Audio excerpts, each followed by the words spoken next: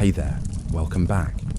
Tonight we're diving into something that might make you a little uncomfortable, but trust me, it's absolutely fascinating. We're traveling back 6.3 million years to explore one of the most pivotal moments in human evolution. Not the discovery of fire, not the invention of tools, but something far more intimate and revolutionary. How early humans discovered sex. And I'm not talking about the basic mechanics that every species figures out. I'm talking about the moment our ancestors transformed reproduction from a simple biological function into something complex, social, and uniquely human. If you're enjoying these deep dives into our ancient past, I'd really appreciate a quick like or subscribe. It genuinely helps more than you know. And I'm always curious where you're all watching from, so drop a comment with your location and what time it is there.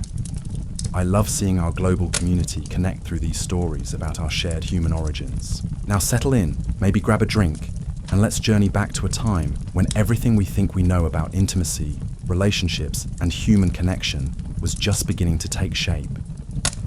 We're about to explore why this discovery didn't just change how early humans reproduced, it changed everything about who we became as a species. Picture this, the African continent, 6.3 million years ago. The landscape stretches endlessly under a blazing sun, dotted with acacia trees, and crossed by meandering rivers that sparkle like silver ribbons. The air shimmers with heat, and the ground cracks under the relentless drought that's been reshaping this world for millennia. This isn't the lush green paradise you might imagine from nature documentaries. This is a world in transition, caught between the dying forests of an earlier age and the expanding savannas that would define our future. In this harsh environment, small groups of early human ancestors move carefully through the grasslands. They're not quite human as we know them today, but they're no longer the tree-dwelling apes their ancestors once were. These are the Sahelanthropus, the earliest known members of our family tree, walking upright across a landscape that demands everything from them just to survive another day. But here's what's fascinating. While they're struggling to find food, avoid predators, and adapt to this changing world, something else is happening, something that will prove far more revolutionary than their upright posture or their growing intelligence. They're beginning to understand that the act of reproduction can be separated from the drive to reproduce. And that realization is about to change everything. Most animals, you see, operate on a fairly straightforward system. Females go into heat, males compete for access, mating happens, and then everyone goes back to their regular business until the next cycle begins. It's efficient, it's predictable, and it's been working for millions of years. But our early ancestors were starting to figure out something different. They were discovering that the physical act itself could serve purposes beyond just making babies. Now, before we go any further, let's be clear about what we're really talking about here. This isn't some ancient version of modern human sexuality. These early humans weren't sitting around having philosophical discussions about intimacy and relationships. What they were doing was far more basic, but also far more revolutionary. They were learning that certain behaviors could strengthen social bonds, reduce conflict, and create alliances that helped the entire group survive. The evidence for this comes from multiple sources, and it's more compelling than you might expect. Fossil records show us that these early human groups were living in increasingly complex social structures. Tool marks on bones suggest they were sharing food in ways that other primates didn't, and perhaps most tellingly, the physical changes in their bodies tell a story of species that was beginning to use sexuality for social purposes, rather than just reproductive ones. Let me paint you a picture of what daily life might have looked like for these early humans. The sun rises over the savannah, and a small group of about 20 individuals begins to stir. They've spent the night huddled together for warmth and protection, because out here, isolation means death. The adults wake first, scanning the horizon for predators, listening for the sounds that might indicate danger or opportunity. Food is always the first priority. These aren't the skilled hunters we might imagine. They're scavengers, gatherers, opportunists who take whatever the harsh environment offers them. The women, many carrying infants or with young children clinging to their sides, spread out to search for roots, berries, insects, anything edible. The men form loose groups, some heading toward a distant carcass spotted by scouts the day before, others searching for the scattered bones and tools they've been learning to use. But here's where things get interesting. As the day progresses and the immediate needs of survival are met, these early humans begin to engage in behaviors that serve no obvious purpose. Adults who aren't mates will engage in brief physical encounters, not for reproduction, not driven by hormonal cycles, but seemingly for the social benefits these interactions provide. A tense moment between two males over a piece of food might be defused by one approaching the other's female companion. A female might seek out physical comfort from a male who isn't her primary partner after losing a child to predators.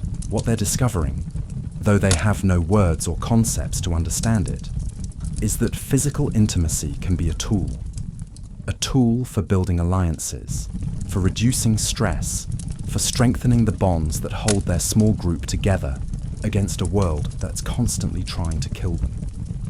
And this discovery is setting them apart from every other species on the planet. This wasn't happening overnight, of course. We're talking about changes that took place over hundreds of thousands of years across countless generations of early humans who were slowly, unconsciously, evolving new ways of thinking about their own bodies and relationships. But the archaeological evidence suggests that around 6.3 million years ago, something shifted. The way these early humans were living, the complexity of their social structures, the evidence of cooperation and alliance building, all point to a species that had begun to understand sexuality as something more than just reproduction. Consider the implications of this. In most animal species, reproduction is tied directly to female fertility cycles. When females aren't fertile, there's no mating activity, but early humans were beginning to decouple these two things. They were engaging in sexual behavior throughout female cycles, during pregnancy, even after menopause in older females. This suggests they were using these interactions for social purposes that had nothing to do with making babies. This behavioral shift would have required significant changes in how their brains processed social information. They would have needed to develop new neural pathways for understanding the social benefits of physical intimacy. They would have had to learn to read social cues, to understand when such interactions might be beneficial or harmful to group dynamics, to navigate the complex emotional landscape that comes with using sexuality as a social tool. And here's what makes this even more remarkable. This wasn't just about individual behavior. This was about the evolution of culture. These early humans were creating new social norms, new ways of organizing their communities, new methods for maintaining group cohesion that would prove incredibly successful from an evolutionary standpoint. The groups that figured this out would have had significant advantages over those that didn't. Think about it from a survival perspective. A group where conflicts can be resolved through intimate social bonding rather than violence is going to be more stable. A group where alliances can be formed and maintained through physical intimacy is going to be more cooperative. A group where stress and trauma can be soothed through sexual comfort is going to be more resilient. All of these advantages would have made these early human groups more likely to survive and reproduce, spreading these behaviors throughout the population. But this discovery came with costs too. Using sexuality as a social tool introduces complications that purely reproductive mating doesn't have. Jealousy, for instance, becomes a much more complex emotion when your partner might engage in intimate behavior with others for social reasons. Competition for access to partners becomes more nuanced when the goal isn't just reproduction, but social alliance building. The simple hierarchies that work for most animal species start to break down when sexuality becomes a tool for social manipulation. These early humans would have had to develop new ways of managing these complications. They would have needed to create social rules, unspoken agreements, about when and how sexual behavior was appropriate. They would have had to learn to balance individual desires with group needs, to understand when their sexual choices might benefit or harm the community they depended on for survival. The evidence suggests they were remarkably successful at this balancing act. Archaeological sites from this period show increasing signs of cooperation, resource sharing, and group coordination. Tool use becomes more sophisticated, suggesting that knowledge and skills were being passed down more effectively. Settlement patterns indicate larger, more stable groups that could coordinate complex activities like long-distance foraging and predator defense. All of this points to early human communities that had figured out how to use sexuality as a form of social technology. They had discovered that physical intimacy could serve as a kind of social glue, binding individuals together in ways that made the entire group stronger and more resilient. This wasn't just an evolutionary accident.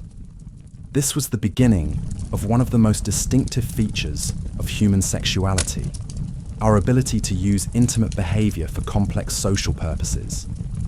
But perhaps most importantly, this discovery was laying the groundwork for something even more revolutionary. As these early humans learned to separate sexuality from reproduction, they were also beginning to develop the cognitive and emotional frameworks that would eventually give rise to love, pair bonding, and the complex relationship structures that define modern human society. The early humans wandering the African savanna 6.3 million years ago had no idea they were pioneering behaviors that would fundamentally shape our species. They were simply trying to survive in a hostile world, using whatever tools and strategies worked.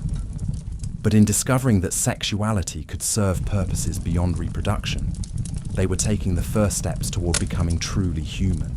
And this is just the beginning of the story. Because once early humans figured out that sex could be separated from reproduction, once they understood that physical intimacy could be used as a social tool, they opened the door to a whole new world of possibilities. A world where relationships could be about more than just survival and reproduction. A world where emotional bonds could be as important as physical ones. A world where love, in all its complicated glory, could finally begin to take shape. But what happened next is where the story gets truly fascinating. As these early human communities grew more sophisticated in their use of sexuality as social technology, they began to encounter problems that no other species had ever faced. Problems that would force them to develop entirely new ways of thinking about themselves, their relationships, and their place in the world. You see, when sexuality becomes separated from reproduction, when it becomes a tool for building alliances and managing social dynamics, it also becomes a source of unprecedented complexity. Imagine being one of these early humans, trying to navigate a world where your survival depends not just on finding food and avoiding predators, but on understanding the intricate web of relationships that hold your group together. Let's call her Carla. She's a female in her prime, strong enough to gather food efficiently, experienced enough to know which roots are safe to eat and which will make you sick. In the old way of doing things, her role would have been relatively straightforward. Find a strong male, mate during fertile periods, raise offspring, repeat. But in this new world that's emerging around her, things are far more complicated. Carla has formed a primary bond with a male we'll call Jorik, a skilled toolmaker who's proven his worth by consistently providing sharp cutting implements for the group. But their relationship isn't just about reproduction anymore. It's about alliance, about status, about the complex social calculations that determine who gets access to the best food sources and who gets protection when predators threaten. But here's where it gets interesting. Carla has also begun engaging in intimate behavior with Bren, another male in the group who specializes in tracking and finding water sources. This isn't about betraying Jorik or finding a better mate. This is about creating a network of alliances that strengthens her position in the group and, by extension, improves her chances of survival. For Carla and her contemporaries, this represented a completely new way of thinking about their own bodies and desires. They were learning that intimate behavior could be strategic, that it could be used to accomplish goals that had nothing to do with the immediate physical pleasure or the long-term goal of reproduction. They were discovering that sexuality could be a form of communication, a way of negotiating their place in the social hierarchy. But this discovery came with a price. Jorik, watching Kayla's interactions with Bren, experiences something that his ancestors never had to deal with. It's not the simple territorial aggression that male animals feel when competitors approach their mates during breeding season. It's something more complex, more consuming. It's the birth of jealousy as we understand it today. This emotion would have been completely foreign to earlier hominids. Previous generations dealt with straightforward competition for reproductive access. If a female wasn't fertile, there was no competition. If she was fertile, males might fight, but the winner took all until the next cycle. Simple, brutal, but emotionally uncomplicated. But now Jorik finds himself consumed by thoughts that serve no obvious survival purpose. He watches Carla with Bren and feels a burning sensation in his chest that he has no words to describe. He imagines scenarios where he might lose her entirely, not just for a single mating cycle, but permanently. He begins to obsess over her interactions with other males, reading meanings into gestures and glances that might or might not exist. This is the birth of romantic jealousy, and it's happening because these early humans have stumbled onto something that no other species has ever discovered. They've learned that sexual behavior can create emotional bonds that persist beyond reproductive necessity. Carla's intimacy with Bren isn't just about immediate social advantage. It's creating genuine emotional connections that complicate the simple mathematics of survival. Meanwhile, Carla is dealing with her own unprecedented emotional landscape. She finds herself caring about Jorik's feelings in ways that puzzle her. When she sees him watching her with Bren, she experiences something that feels like guilt, though she has no concept for this emotion. She wants to maintain her alliance with Bren because it benefits the group and improves her own security, but she also doesn't want to cause Jorik pain. This internal conflict represents another evolutionary milestone. Carla is developing empathy in a context that's completely new. She's learning to consider the emotional consequences of her actions, not just the practical ones. She's beginning to understand that her choices affect not just her own survival and social status, but the emotional well-being of others in her community. Bren, for his part, is navigating his own complex emotional territory. He's attracted to Carla, enjoys their intimate encounters, and values the social alliance their relationship provides. But he's also aware of Jorik's distress, and this awareness is creating something unprecedented in his emotional experience. He's developing what we might recognize as guilt and consideration for the feelings of a potential rival. In the animal kingdom, rivals are obstacles to be overcome or threats to be avoided. But Bren is beginning to see Jorik as something more complex. A member of his community whose emotional well-being matters for the stability of the group. An individual whose feelings have value beyond their immediate impact on resource competition. This represents a fundamental shift in how these early humans understood their relationships with each other.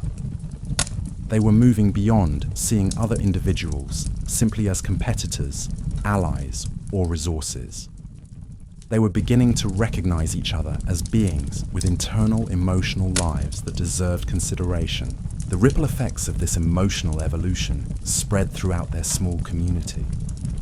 Other individuals watched these complex relationship dynamics play out and began to understand that their own intimate choices carried emotional weight that extended far beyond their immediate participants.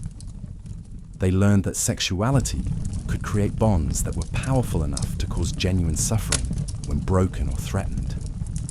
This realization forced the group to develop new social mechanisms for managing these complications. They couldn't simply let jealousy and emotional conflict tear their community apart, because community cohesion was still essential for survival. So they began to create unspoken rules, social norms that helped balance individual emotional needs with group stability. Maybe certain types of intimate interaction were acceptable under specific circumstances, but not others. Maybe there were ways of signaling respect for primary partnerships, while still maintaining beneficial secondary alliances. Maybe they developed rituals or customs that helped individuals process complex emotions like jealousy and guilt in ways that didn't destabilize the group. These weren't conscious decisions in the way we might make them today. These early humans didn't sit down and have group discussions about relationship ethics and emotional management. Instead, they were feeling their way through uncharted emotional territory, developing solutions through trial and error, keeping the approaches that worked and abandoning those that led to conflict and instability. What's remarkable is how successful they were at this process. Archaeological evidence suggests that these early human communities became increasingly stable and cooperative over time, despite the added complexity introduced by their new understanding of sexuality. They managed to harness the social benefits of using intimacy as a bonding mechanism while developing ways to manage the emotional complications it created. This success wasn't just about creating happier individuals or more harmonious communities, though those were certainly benefits. It was about survival in the most fundamental sense. Groups that could navigate these complex emotional and social dynamics were more resilient, more cooperative, and more adaptable than those that couldn't. When resources became scarce, they were better at sharing and supporting each other through difficult times. When external threats appeared, they were more likely to work together effectively rather than fragmenting under stress. When new challenges arose, they had more diverse and stable alliance networks to draw upon for solutions. But perhaps most importantly, they were developing the emotional and cognitive capabilities that would eventually allow for much more sophisticated forms of social organization. The ability to consider the feelings of others, to manage complex emotions like jealousy and guilt, to balance individual desires with group needs. These weren't just useful skills for managing romantic relationships. They were the foundation skills needed for everything from cooperative hunting to shared child rearing, to the complex political structures that would eventually allow humans to build civilizations. In learning to separate sex from reproduction, these early humans had accidentally discovered the emotional building blocks of love, commitment, empathy, and social responsibility. They had taken the first steps toward becoming beings capable of the rich emotional lives that define modern humanity. And they were just getting started. Because once you open the door to using sexuality for social and emotional purposes, once you begin to understand that physical intimacy can create lasting bonds and meaningful relationships, you've set yourself on a path toward discoveries that will reshape everything about how your species understands itself and its place in the world. The consequences of these emotional breakthroughs rippled outward in ways that would have been impossible for our early ancestors to predict. As jealousy, empathy, and guilt became part of their emotional vocabulary, something even more revolutionary was taking shape. These early humans were beginning to develop what we might recognize as the first stirrings of romantic love. Now, understand what I mean by this. I'm not talking about the elaborate courtship rituals we see in movies or the complex emotional relationships described in poetry. What was emerging 6.3 million years ago was something much rawer, much more basic, but also profoundly different from anything that had existed before in the animal kingdom. Let's return to our early human community, where the emotional dynamics between individuals like Carla, Jorik, and Bren were creating ripple effects that no one could have anticipated. As these relationships deepened and became more emotionally complex, something unprecedented began to happen. Individual early humans started forming what we might call preferential bonds that went far beyond reproductive necessity or social convenience. Jorik found himself thinking about Carla even when she wasn't present. During long foraging expeditions, when he should have been focused entirely on survival, part of his mind was occupied with memories of her touch, her scent, the sound of her voice. This wasn't just sexual desire, and it wasn't the simple territorial instinct that drove other male primates to guard their mates. This was something entirely new, a persistent emotional attachment that seemed to serve no immediate survival purpose. For the first time in evolutionary history, an early human was experiencing what we would recognize as longing. When Carla was away from the group, gathering food or tending to injured members of their community, Jorik felt an emptiness that had nothing to do with hunger or physical need. He missed her presence in ways that confused and sometimes worried him. This emotional state would have been completely foreign to his ancestors. Previous generations of early hominids might have felt territorial about their mates or experienced sexual attraction, but they didn't pine for absent partners. They didn't lie awake at night thinking about individuals who weren't there. They didn't feel incomplete when separated from specific others. But Jorik was developing neural pathways that had never existed before in any species. His brain was learning to associate Kayla's presence with feelings of completeness and security that went far beyond what their physical relationship provided. He was beginning to understand that she had become essential to his emotional well-being in ways that had nothing to do with reproduction or survival advantage. Carla was experiencing her own version of this emotional revolution.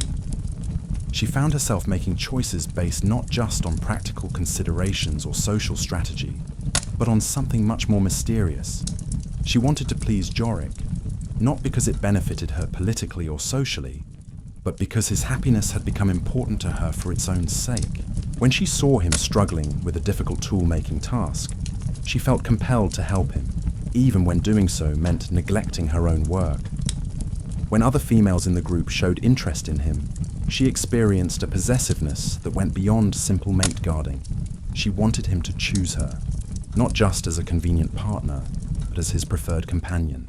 This was the birth of something that would prove to be one of humanity's most defining characteristics: the desire to be chosen, to be preferred, to be loved for who we are, rather than just what we can provide. Carla was developing the emotional need for what we would recognize as romantic validation. His injury might affect her own security or status.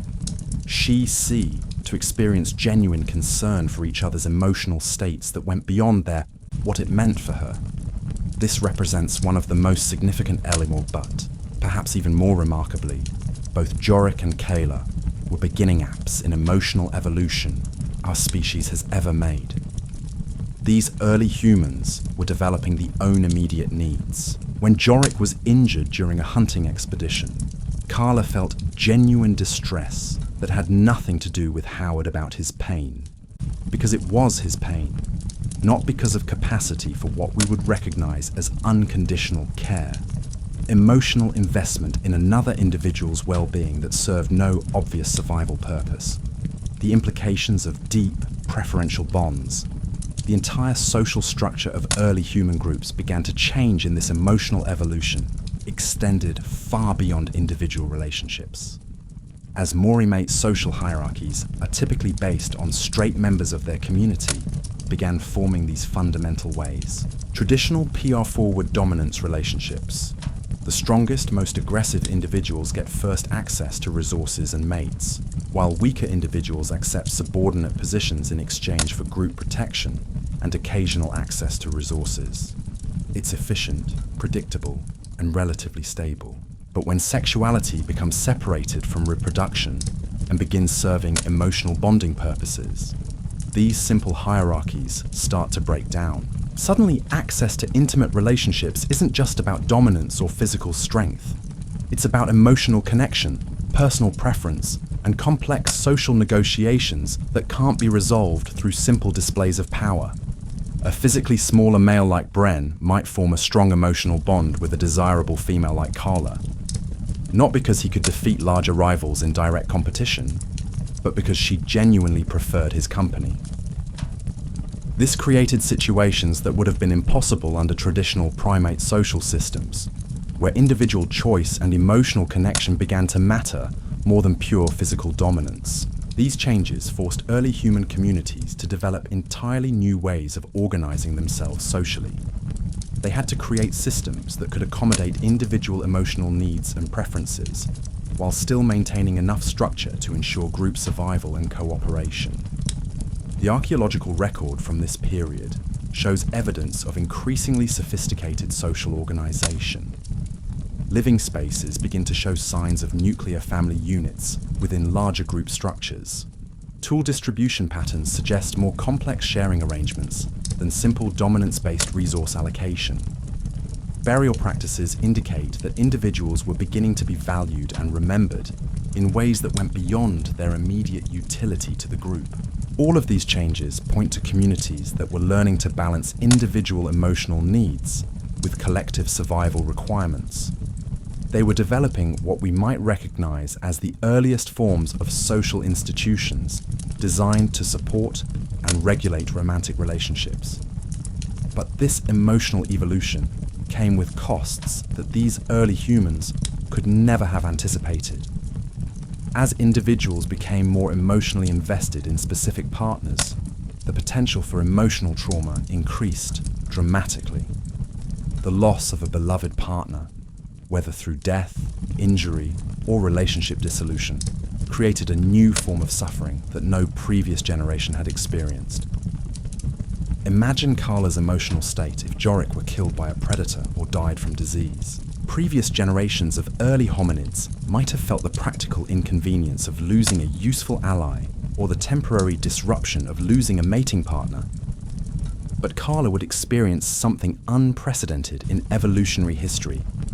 Genuine grief, the profound emotional pain that comes from losing someone who had become essential to her sense of self and well-being. This type of emotional suffering served no obvious survival purpose. In fact, it could be actively harmful, leaving individuals so emotionally devastated that they couldn't function effectively within their communities. Yet, it was an inevitable consequence of the emotional bonds that were making these early human groups more cohesive and successful. The development of grief represents another crucial milestone in human emotional evolution. It demonstrates that these early humans had developed the capacity for emotional investment so deep that its loss could cause genuine psychological trauma.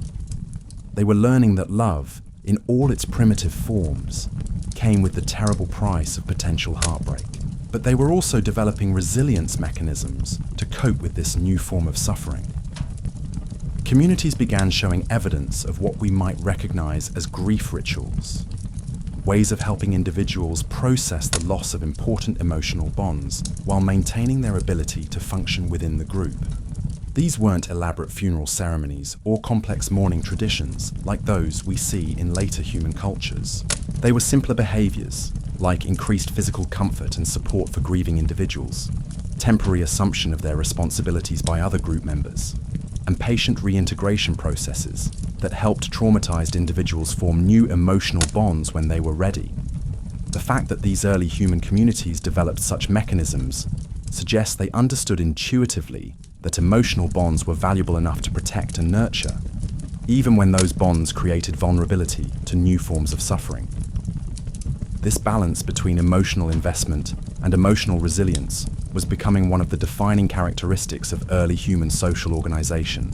They were learning to embrace the benefits of deep emotional connections, while developing the cultural tools needed to survive the inevitable costs of those connections. But perhaps most remarkably, they were beginning to understand that these emotional connections could transcend individual relationships and bind entire communities together in ways that made them incredibly resilient and adaptive. As more individuals within early human groups formed deep emotional bonds with each other, those bonds began creating networks of mutual investment and support that went far beyond simple alliance building. When everyone in a group cared deeply about at least one other person, and when those relationships created overlapping webs of emotional connection, the entire community became more invested in its collective survival and success. This emotional interconnectedness made early human groups remarkably resistant to the kind of fragmentation and conflict that could destroy other primate communities. When disputes arose, they weren't just disagreements between competitors for resources. They were conflicts that potentially threatened the emotional well-being of the loved ones throughout the community. This created powerful incentives for conflict resolution and cooperation that went far beyond simple practical considerations. Individuals were motivated to maintain group harmony, not just for their own survival, but for the emotional well-being of partners, friends, and community members they had come to love. The archaeological evidence suggests these incentives were incredibly effective. Early human communities from this period show remarkable stability and continuity compared to earlier hominid groups. They were able to maintain larger group sizes, engage in more complex cooperative activities, and adapt more successfully to environmental challenges. All of this success stemmed from their accidental discovery that sexuality could serve purposes beyond reproduction. In learning to separate sex from reproduction, they had unlocked the emotional and social mechanisms that would eventually allow humans to build the complex, emotionally rich societies that define our species today. But they were still only at the beginning of this journey. The emotional and social innovations they had discovered would continue to evolve and become more sophisticated over hundreds of thousands of years.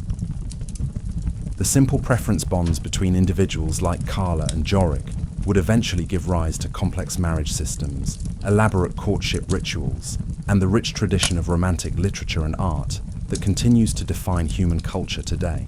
Yet the fundamental breakthrough had already occurred. These early humans had discovered that physical intimacy could create lasting emotional bonds, that those bonds could serve important social functions, and that communities organized around emotional connections were more successful than those based purely on dominance and resource competition. In making this discovery, they had taken the first crucial steps toward becoming truly human. They had begun the long process of learning to love, and in doing so, they had changed not just their own lives, but the entire trajectory of human evolution. The ripple effects of this discovery would continue to shape human development for millions of years to come, creating the emotional and social foundations upon which all of human civilization would eventually be built. And it all began 6.3 million years ago, when a small group of early humans wandering the African savanna figured out that sex could be about something more than just making babies.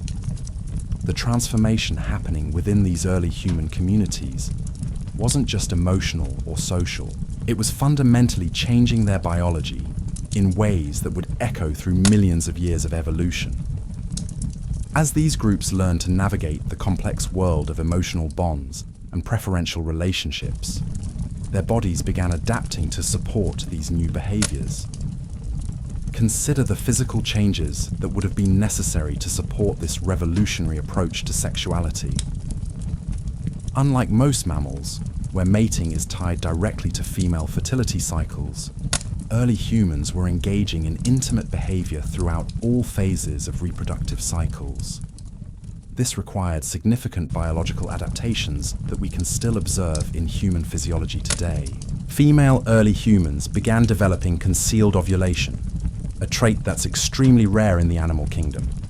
While most female mammals advertise their fertile periods through obvious physical and behavioral changes, early human females evolved to hide these signals. This biological shift was crucial to their new social system because it meant that intimate behavior couldn't be easily predicted or controlled by simple reproductive timing. Imagine the implications of this change for someone like Carla. In the old system, her value and desirability would have fluctuated dramatically based on her reproductive cycle. During fertile periods, she would have been the center of intense male competition and attention. During non-fertile periods, she would have been largely ignored from a sexual perspective. But with concealed ovulation, her relationships with males like Jorik and Bren could be based on emotional and social factors rather than just reproductive timing. This biological adaptation also gave early human females unprecedented power in mate selection. They could choose when and with whom to engage in intimate behavior based on their own emotional preferences and social strategies, rather than being at the mercy of hormonal cycles that advertise their fertility to every male in the group. But concealed ovulation came with costs. It meant that intimate relationships required much more emotional and social investment from males, because they could never be certain when their partners might be fertile. A male like Jorik couldn't just pay attention to Carla during obvious fertile periods and ignore her the rest of the time.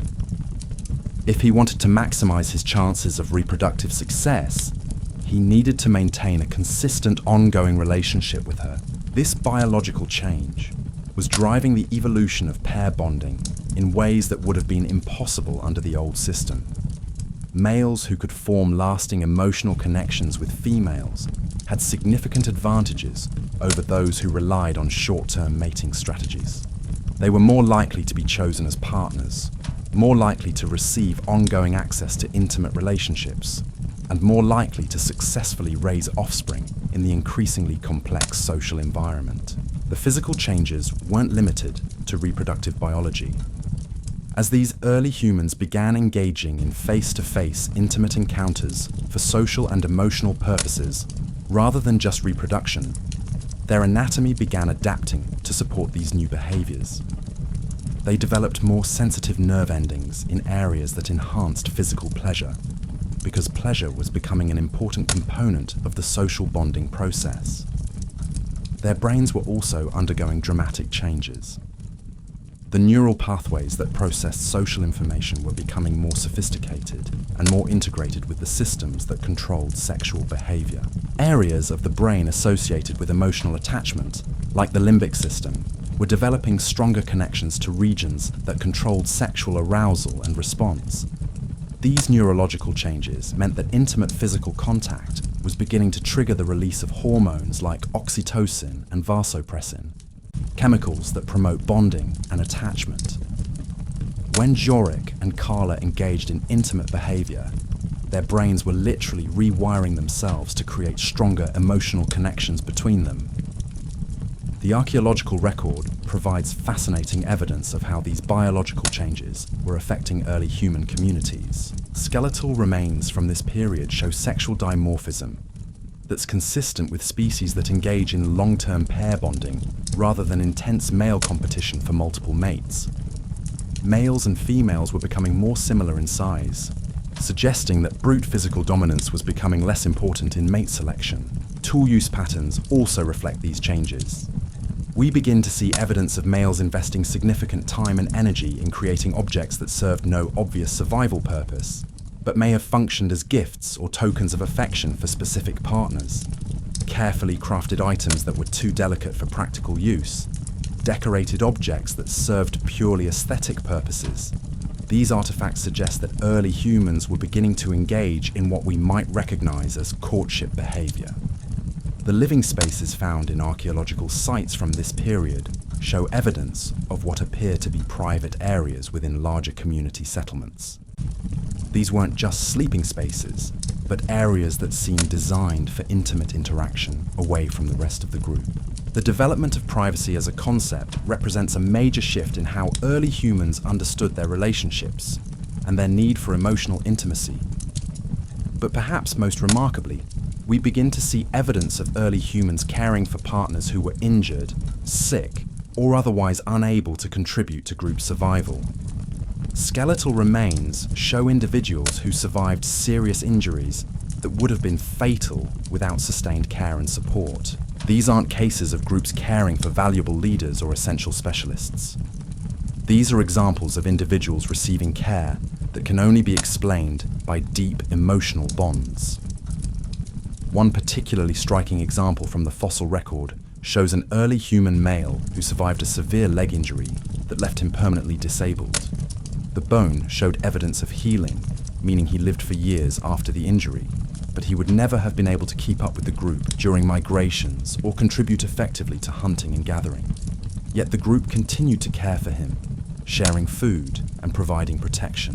The only reasonable explanation for this level of care is that he had formed emotional bonds with other group members that made his well-being important to them, regardless of his practical utility. Someone in that group, likely a female partner, but possibly other emotional allies, loved him enough to ensure his survival, even when it came at a cost to their own resources and safety. This represents one of the most profound shifts in evolutionary history. For the first time, a species was making survival decisions based on emotional attachment rather than just practical benefit. They were learning that some things were more important than immediate survival advantage, and love was beginning to be one of them. These biological and behavioral changes were creating a positive feedback loop that accelerated human evolution in unprecedented ways. As early humans became better at forming emotional bonds, they became more successful as a species. More successful groups had more resources to invest in caring for children, educating young adults, and supporting vulnerable members. This created conditions that favored even more sophisticated social and emotional development. The children growing up in these emotionally rich communities were being exposed to relationship models that were far more complex than anything previous generations had experienced. They were learning not just how to find mates and reproduce, but how to form lasting partnerships, how to balance individual needs with relationship commitments, and how to navigate the complex emotional landscape of jealousy, love, and loss. These children were also developing more sophisticated communication skills, because managing complex relationships required much more nuanced social interaction than simple dominance hierarchies. They were learning to read subtle emotional cues, to express their own feelings in ways that others could understand, and to negotiate conflicts through discussion rather than just physical confrontation. Language itself was beginning to evolve to support these new social needs. Early humans were developing words and concepts for emotional states that had never existed before. They needed ways to communicate feelings like jealousy, longing, affection, and heartbreak. They needed to be able to discuss relationship dynamics, to make commitments to each other, and to resolve the complex conflicts that arose when multiple individuals had emotional investments in each other. The development of more sophisticated communication was crucial because these early human communities were becoming too complex to manage through simple behavioral cues and dominance displays. When everyone in a group had multiple emotional relationships that could potentially conflict with each other, they needed ways to negotiate and resolve these conflicts through discussion rather than violence. Archaeological evidence suggests that early human groups from this period were remarkably peaceful compared to earlier hominid communities. Sites show much less evidence of violence and conflict, despite the fact that these groups were larger and more densely populated than their predecessors. This suggests they were developing effective mechanisms for conflict resolution that didn't rely on physical aggression. The emotional and social innovations that began with the separation of sex from reproduction were cascading through every aspect of early human life. They were changing how these communities organized themselves, how they raised their children, how they dealt with conflict, and how they understood their own identities and relationships. But perhaps most importantly, they were laying the groundwork for innovations that would prove crucial to human survival in the challenging millennia ahead.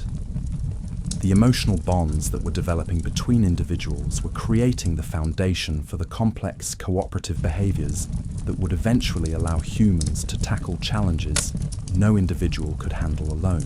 When climate change began dramatically altering the African landscape, when new predators emerged that threatened early human communities, when resources became scarce and survival required unprecedented levels of cooperation and coordination, the emotional bonds that had developed from their new understanding of sexuality would prove to be one of their most valuable survival tools. The early humans who had learned to love were also learning to sacrifice for each other, to coordinate complex group activities, and to persist through hardships that would have broken less emotionally connected communities. They were developing the psychological resilience and social cohesion that would carry them through the greatest challenges their species would ever face. And it all traced back to that moment, 6.3 million years ago, when a small group of early humans wandering the African savanna figured out that physical intimacy could serve purposes beyond just making babies. In making that discovery, they had set in motion a chain of evolutionary developments that would eventually transform them from clever apes struggling to survive in a hostile world into the emotionally complex, socially sophisticated beings who would one day build civilizations and reach for the stars. The story of how early humans discovered sex isn't just about biology or reproduction. It's about the birth of love itself and the incredible power of emotional connection to reshape not just individual lives, but the entire trajectory of species evolution. These early humans had stumbled onto something that would prove to be one of the most powerful forces in the universe. The ability of conscious beings to care about each other in ways that transcend immediate survival needs. And they were just getting started. The children born into these emotionally revolutionary communities were inheriting something unprecedented in the history of life on Earth. They weren't just learning basic survival skills like finding food and avoiding predators. They were absorbing complex emotional and social knowledge that would fundamentally reshape what it meant to be human. Picture a young early human we'll call Nera, born into one of these communities around 6.2 million years ago. From her earliest moments, she was surrounded by relationship dynamics that would have been completely foreign to previous generations. Her parents, bonded by emotional attachment rather than just reproductive necessity, provided her with a model of sustained cooperation and mutual care that went far beyond the basic protection most animal parents offered their offspring. But Nera was also witnessing something that no previous generation of early humans had ever seen. She was watching her parents navigate the complex emotional landscape of jealousy, affection, conflict, and reconciliation. When her father felt threatened by her mother's alliance with another male in the group, Nera observed how they worked through these feelings without resorting to violence or abandoning their relationship entirely. This emotional education was as crucial to her development as learning which plants were safe to eat, or how to recognize the warning signs of approaching predators. She was developing what we might recognize as emotional intelligence, the ability to read social cues, understand the feelings of others, and navigate complex interpersonal dynamics. By the time Nera reached adolescence, her brain had been shaped by exposure to relationship models that were incredibly sophisticated compared to anything previous generations had experienced. She understood intuitively that intimate relationships could serve multiple purposes simultaneously. They could provide physical pleasure, emotional comfort, social alliance, and reproductive opportunity, all at the same time. More importantly, she had learned that these different purposes could sometimes conflict with each other, and that managing these conflicts required skills that went far beyond simple dominance or submission. She had watched her parents and other adults in her community balance competing emotional needs, negotiate complex social situations, and maintain relationships, even when those relationships became challenging or painful. This learning process was fundamentally changing how early human brains developed. The neural pathways responsible for social cognition were becoming more complex and more integrated with other brain systems. Areas responsible for emotional processing were developing stronger connections to regions that controlled planning, decision-making, and language. The result was early humans who were capable of much more sophisticated thinking about their relationships and their place in their communities.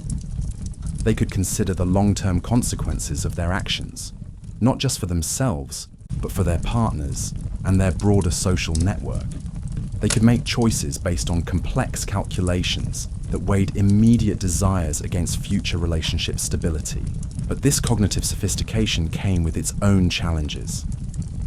As early humans became better at understanding the emotional impact of their choices, they also became more capable of manipulating others through emotional means. The same empathy that allowed them to care deeply for their partners also gave them the tools to hurt those partners in ways that previous generations couldn't have imagined. Someone like Nera, raised in this emotionally complex environment, would have understood from a young age that relationships could be sources of both tremendous joy and profound pain.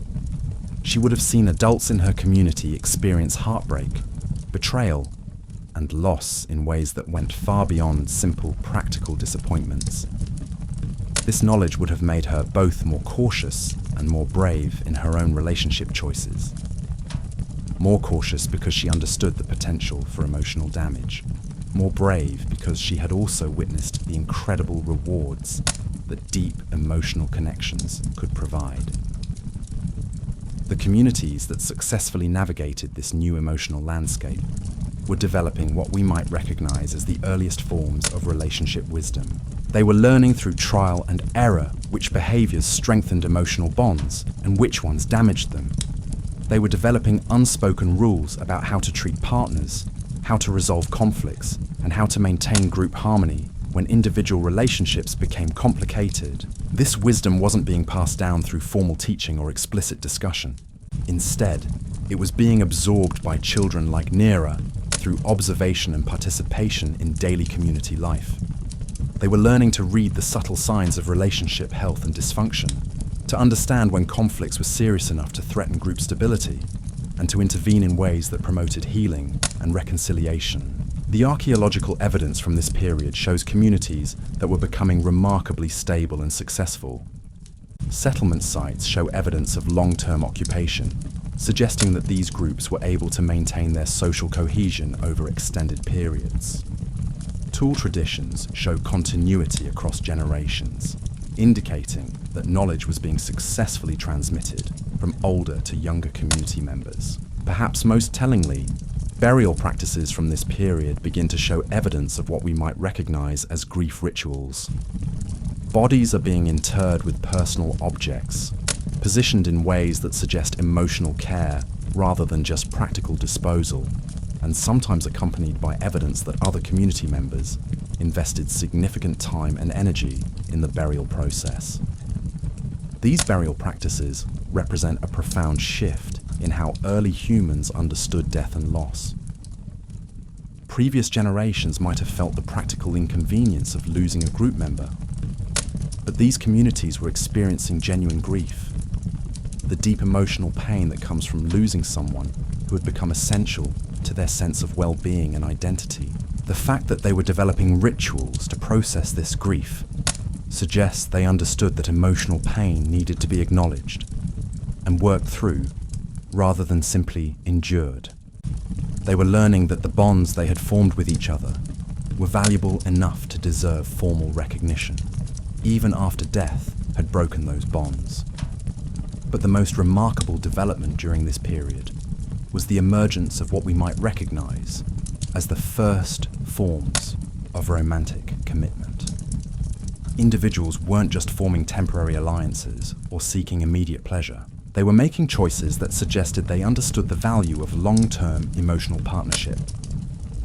Archaeological sites begin to show evidence of what appear to be dedicated pair spaces within larger community areas. These aren't just sleeping arrangements, but areas that seem designed for two individuals to share private time together.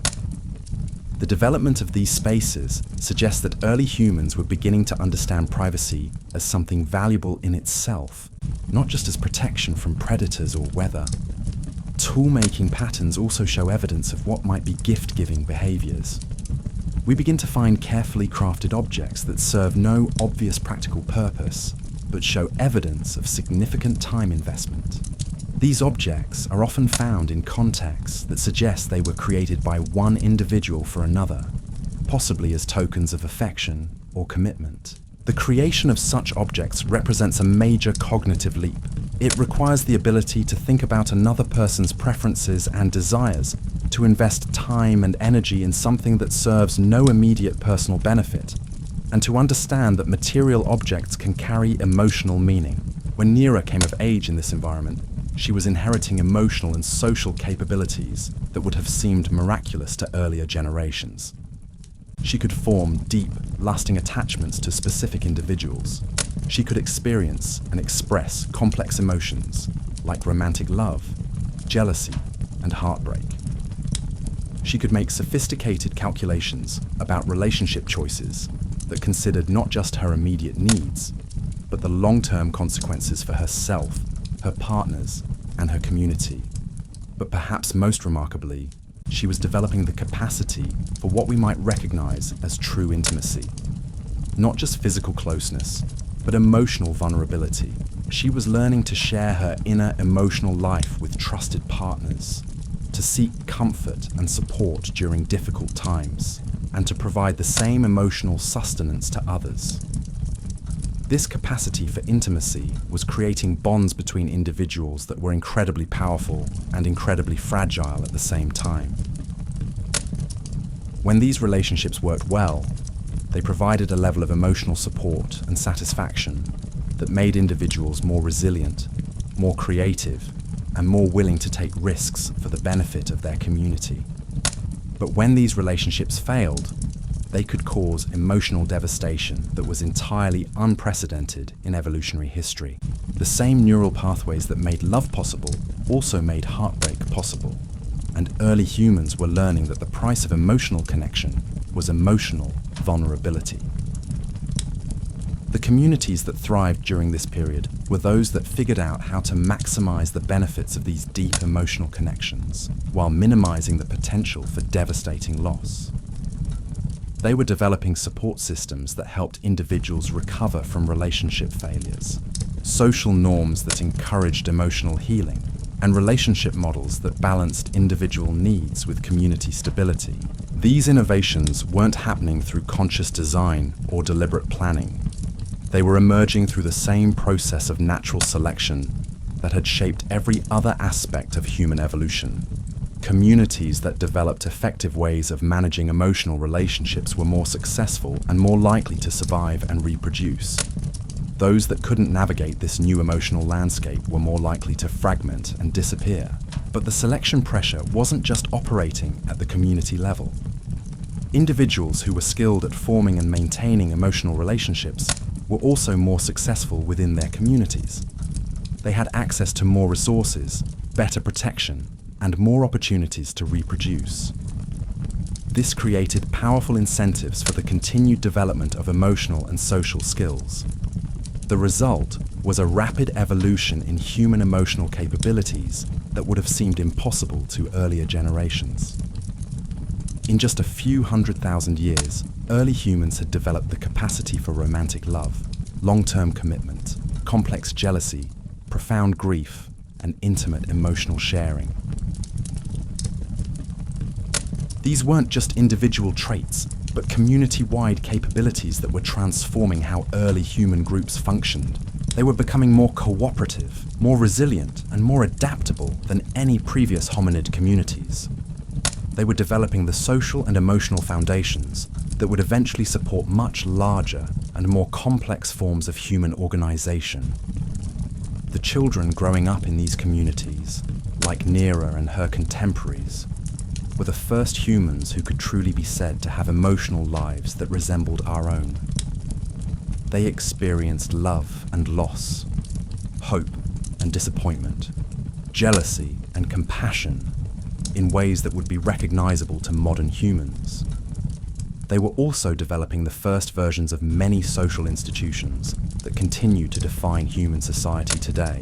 Informal but consistent rules about partner selection, conflict resolution mechanisms that prioritized relationship preservation, support systems for individuals dealing with emotional trauma, and rituals that marked important relationship transitions. All of these innovations traced back to that original discovery that sexuality could be separated from reproduction. In learning that physical intimacy could serve social and emotional purposes, early humans had opened a door to a completely new way of organizing their lives and their communities. The early humans wandering the African savanna 6.2 million years ago were no longer the same species that had made that discovery just 100,000 years earlier. They had been transformed by their own emotional evolution into beings capable of experiences that would have been incomprehensible to their ancestors. They had learned to love, and in learning to love, they had become truly human. But their journey was far from over. The emotional and social capabilities they had developed would continue to evolve and become more sophisticated over the millions of years that followed. The simple preference bonds that had first emerged between early partners, like the original Kala and Jorik, would eventually give rise to complex marriage systems, elaborate courtship rituals, romantic literature, and all the other cultural expressions of human love that continue to define our species today. But the fundamental breakthrough had already occurred. These early humans had discovered that relationships could be about more than just survival and reproduction. They had learned that emotional connection was valuable in its own right, and that the bonds they formed with each other could be sources of meaning, purpose, and joy that transcended the basic requirements of staying alive. In making this discovery, they had taken the crucial steps that would eventually lead to everything we recognize as uniquely human about our species. Art, music, literature, philosophy, religion, all of these would eventually emerge from the emotional foundations that were being laid during this crucial period in human evolution. The story of how early humans discovered sex is really the story of how they discovered love, and how that discovery changed everything about what it meant to be human. It's a story that continues to unfold today, as modern humans continue to explore and expand the emotional possibilities that were first opened up by those early pioneers wandering the African savanna millions of years ago. They couldn't have known it at the time, but in learning to separate sexuality from reproduction, they were taking the first steps toward becoming a species capable of creating beauty, meaning, and connection that would eventually span the globe and reach toward the stars. The emotional revolution they started continues to shape human life in ways both profound and subtle, reminding us that love isn't just a pleasant addition to human existence, but one of the fundamental forces that made us who we are. As these emotionally sophisticated early human communities continued to evolve, they began encountering challenges that would test every aspect of their revolutionary social system. The African climate was becoming increasingly unpredictable, with longer droughts and more severe seasonal variations forcing groups to travel greater distances in search of food and water. These environmental pressures created the perfect laboratory for testing whether their new approach to relationships and sexuality could withstand real-world survival challenges. And the results were remarkable. Communities that had developed strong emotional bonds between members proved far more resilient than those still operating on simple dominance hierarchies. When resources became scarce, groups with deep emotional connections shared more effectively. Partners who had formed genuine attachments were willing to sacrifice for each other in ways that went beyond simple reciprocal altruism.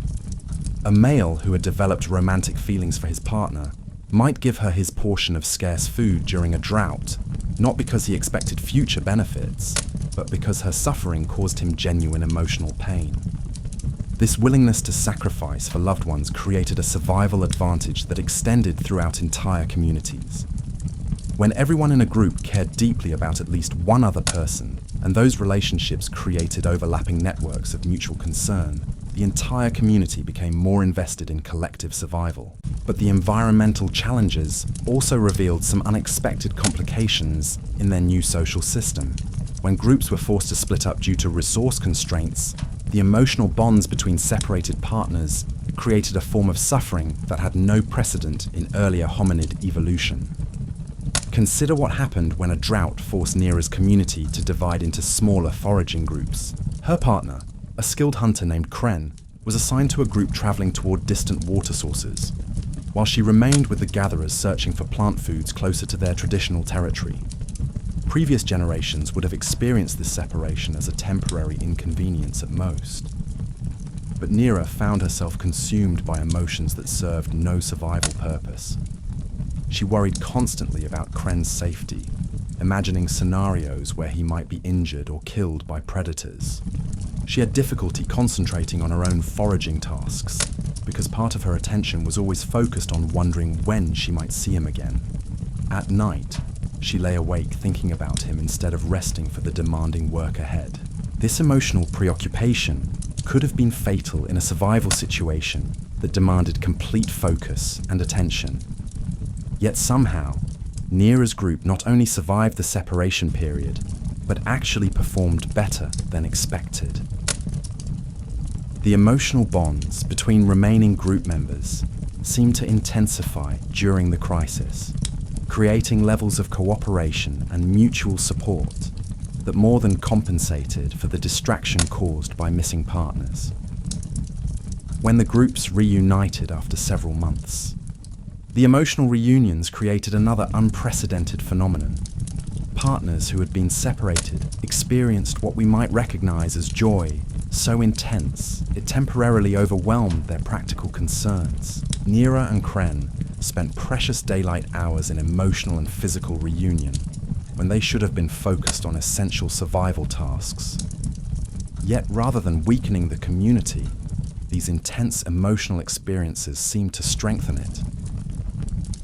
The reunited couples worked with renewed energy and cooperation, as if their emotional fulfillment had recharged their capacity for productive activity. Other community members seemed to understand intuitively that allowing time for these reunions was an investment in long-term group stability and effectiveness. This pattern would repeat itself across numerous early human communities facing environmental challenges. Groups that had developed sophisticated emotional and sexual relationships consistently outperformed those that hadn't, even when the immediate effects of those relationships seemed to create inefficiencies and distractions. The reason for this success was becoming clear through repeated testing under survival pressures. Emotional bonds created motivation and resilience that simple survival instincts couldn't match. When individuals had deep personal investments in their communities through romantic and emotional relationships, they were willing to endure hardships, take risks, and make sacrifices that isolated individuals would never attempt. A male who might abandon a struggling group to seek better opportunities elsewhere would stay and fight for survival if that group contained his beloved partner and their children.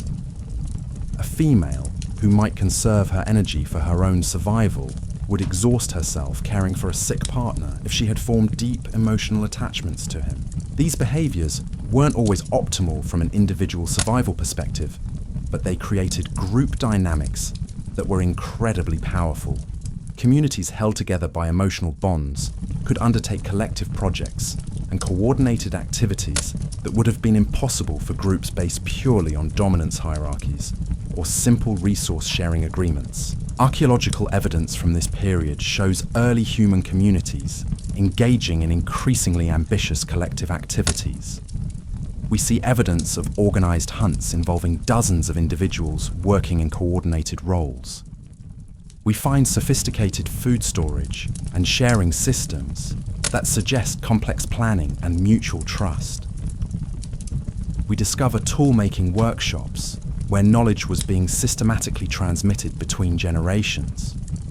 All of these activities required levels of trust, cooperation, and long-term thinking that were only possible in communities where individuals had deep personal investments in each other's welfare. The emotional bonds that had emerged from separating sex from reproduction were creating the social foundation needed for increasingly complex forms of human cooperation. But perhaps most remarkably, these early humans were beginning to develop what we might recognize as cultural traditions specifically designed to strengthen and celebrate emotional relationships. Archaeological sites begin to show evidence of what appear to be ritual gathering spaces, areas that seem designed for community celebrations, rather than practical activities.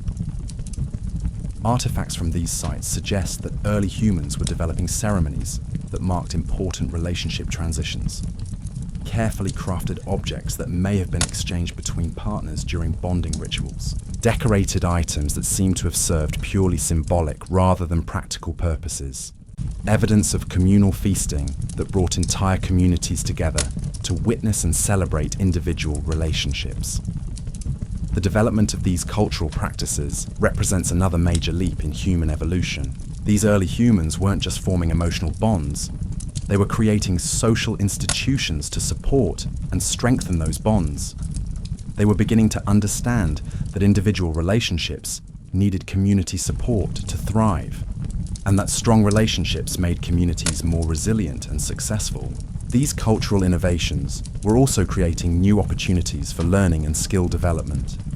When communities gathered to celebrate relationships, they were also sharing knowledge, techniques, and innovations. Young people could observe successful partnerships and learn relationship skills from experienced adults. Elders could pass down wisdom about managing conflicts, maintaining emotional bonds through difficult times, and balancing individual needs with community responsibilities. The accumulation of this relationship wisdom was creating a positive feedback loop that accelerated human social evolution. Each generation was building on the emotional and social innovations of their predecessors, developing more sophisticated approaches to love, commitment, and community organization. Children growing up in these communities were exposed to relationship models that were incredibly advanced compared to anything their species had previously experienced. They were learning not just how to form basic pair bonds, but how to navigate complex emotional landscapes, manage multiple relationships simultaneously, and contribute to community systems that supported everyone's emotional well-being. By around 6.1 million years ago, early human communities had developed social systems that would have been recognizable to modern humans in many ways. They had informal but consistent rules about partner selection and relationship behavior. They had conflict resolution mechanisms that prioritized preserving relationships over winning disputes. They had support systems for individuals dealing with emotional trauma or relationship difficulties.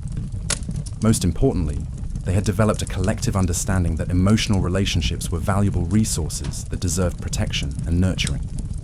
They understood that individual happiness and community stability were interconnected, and that investing in people's emotional well-being was an investment in the group's long-term success. This understanding was driving innovations that extended far beyond romantic relationships. Early humans were applying the same emotional intelligence they had developed for managing sexual and romantic bonds to other forms of social interaction. They were becoming better at forming friendships, managing conflicts between family members, and creating inclusive communities that could accommodate individuals with different personalities and needs. The neural pathways that had initially evolved to support complex romantic relationships were being repurposed for increasingly sophisticated forms of social cognition. Early humans were developing theory of mind, the ability to understand that other individuals had their own thoughts, feelings, and motivations. They were learning to predict how others might react to their actions, to consider multiple perspectives when making decisions, and to coordinate their behavior with others in pursuit of shared goals. These cognitive advances were opening up entirely new possibilities for human cooperation and cultural development. Groups that could coordinate their activities effectively were able to tackle challenges that would have been impossible for less socially sophisticated communities. They could organize complex hunts, build more elaborate shelters, and develop more efficient food processing and storage techniques. But the most profound impact of their emotional evolution was on their capacity for innovation and creativity. When individuals felt secure in their emotional relationships and supported by their communities, they had mental and emotional resources available for exploration and experimentation that would have been impossible in more stressful social environments. Early humans living in emotionally stable communities began showing evidence of what we might recognize as curiosity-driven behavior. They were experimenting with new tools, not just out of necessity, but seemingly for the pleasure of discovery. They were creating decorative objects that served no survival purpose, but expressed individual creativity and aesthetic preferences. Archaeological sites from this period contain artifacts that suggest early humans were beginning to engage in what we might call play, objects that seem designed for entertainment rather than survival. Possible musical instruments, decorative carvings that show sophisticated artistic skill and aesthetic sensibility. All of these innovations were possible because the emotional security provided by their revolutionary relationship system was freeing up mental and emotional resources for non-survival activities. When people felt loved, supported, and emotionally fulfilled, they had energy available for creativity, exploration, and the development of culture. The early humans who had discovered that sex could be about more than reproduction had accidentally stumbled onto one of the most powerful forces in the universe: the capacity for emotional connection to transform not just individual lives, but entire species. Their simple insight that physical intimacy could create lasting bonds had set in motion a cascade of changes that was rapidly making them into something unprecedented in the history of life on Earth. They were becoming beings capable of love, art, culture, and cooperation on scales that would have been impossible without the emotional foundations they had developed. They were learning to create meaning and beauty that transcended the basic requirements of survival, and in doing so, they were taking the first steps toward becoming the species that would one day build civilizations, create literature, compose symphonies, and reach for the stars. But they were still only at the beginning of this incredible journey. The emotional and social innovations they had developed would continue to evolve and become more sophisticated over the millions of years that followed.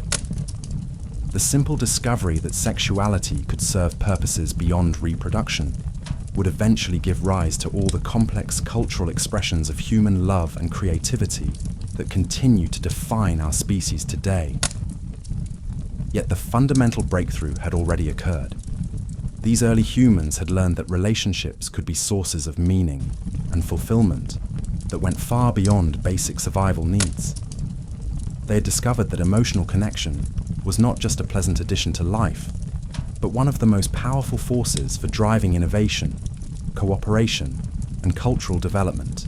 In separating sex from reproduction, they had inadvertently discovered the secret to becoming truly human. They had found the emotional and social foundations that would eventually support everything we recognize as uniquely human about our species. And it all began with that simple realization, 6.3 million years ago, that physical intimacy could be about something more than just making babies. The story of how early humans discovered sex is really the story of how they discovered love, community, creativity, and meaning.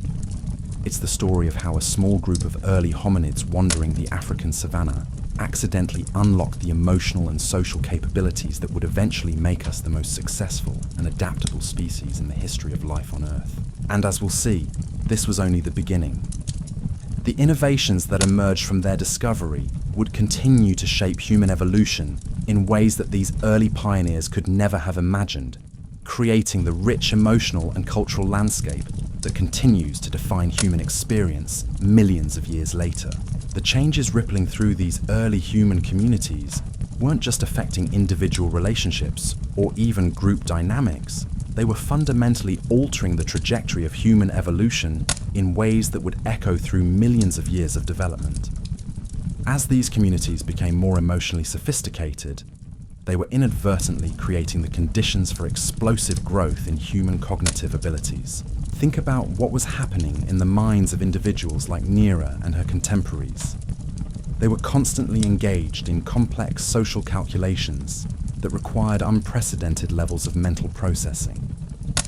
Every interaction with a potential partner required them to consider not just immediate attraction or practical benefits, but long-term emotional compatibility, the reactions of current partners, the impact on community dynamics, and the potential consequences for their own emotional well-being. This constant social problem-solving was like an intensive training program for their brains. The neural networks responsible for planning, prediction, and social reasoning were being exercised in ways that had never occurred in earlier hominid evolution. Areas of the brain that had previously been dedicated to simple survival tasks were being recruited for increasingly complex social cognition. The results were remarkable. Archaeological evidence from this period shows early humans engaging in behaviors that required sophisticated planning and abstract thinking. They were creating tools not just for immediate use, but for future needs they could anticipate. They were modifying their environment in ways that suggested they could imagine how changes would benefit them weeks or months later. Most significantly, they were beginning to engage in what we might recognize as symbolic behavior. Artifacts from this period include objects that seem to have no practical purpose, but carry clear evidence of intentional modification and decoration. These weren't accidental byproducts of toolmaking, but deliberate creations that suggest early humans were beginning to understand that objects could represent ideas, emotions, or relationships. Imagine Nira carefully carving patterns into a piece of bone during quiet evening hours.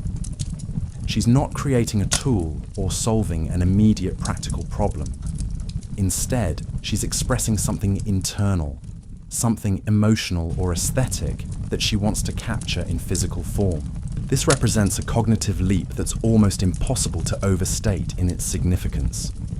For the first time in evolutionary history, a species was creating objects that existed purely to communicate abstract concepts.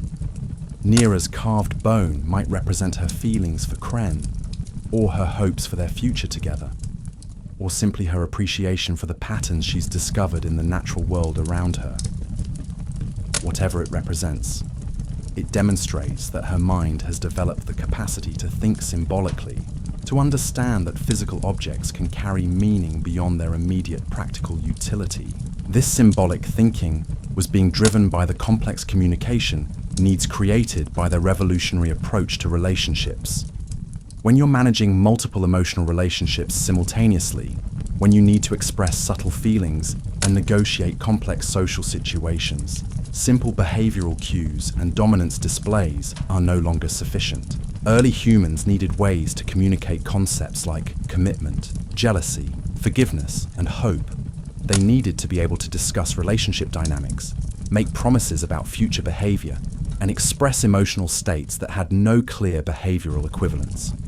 This communication pressure was driving rapid evolution in their capacity for language and symbolic representation.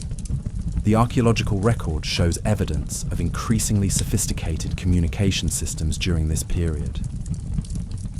Tool-making traditions become more standardized, suggesting that complex technical knowledge was being transmitted accurately between individuals and across generations. Settlement patterns show evidence of coordinated planning that would have required detailed discussion and agreement among multiple group members.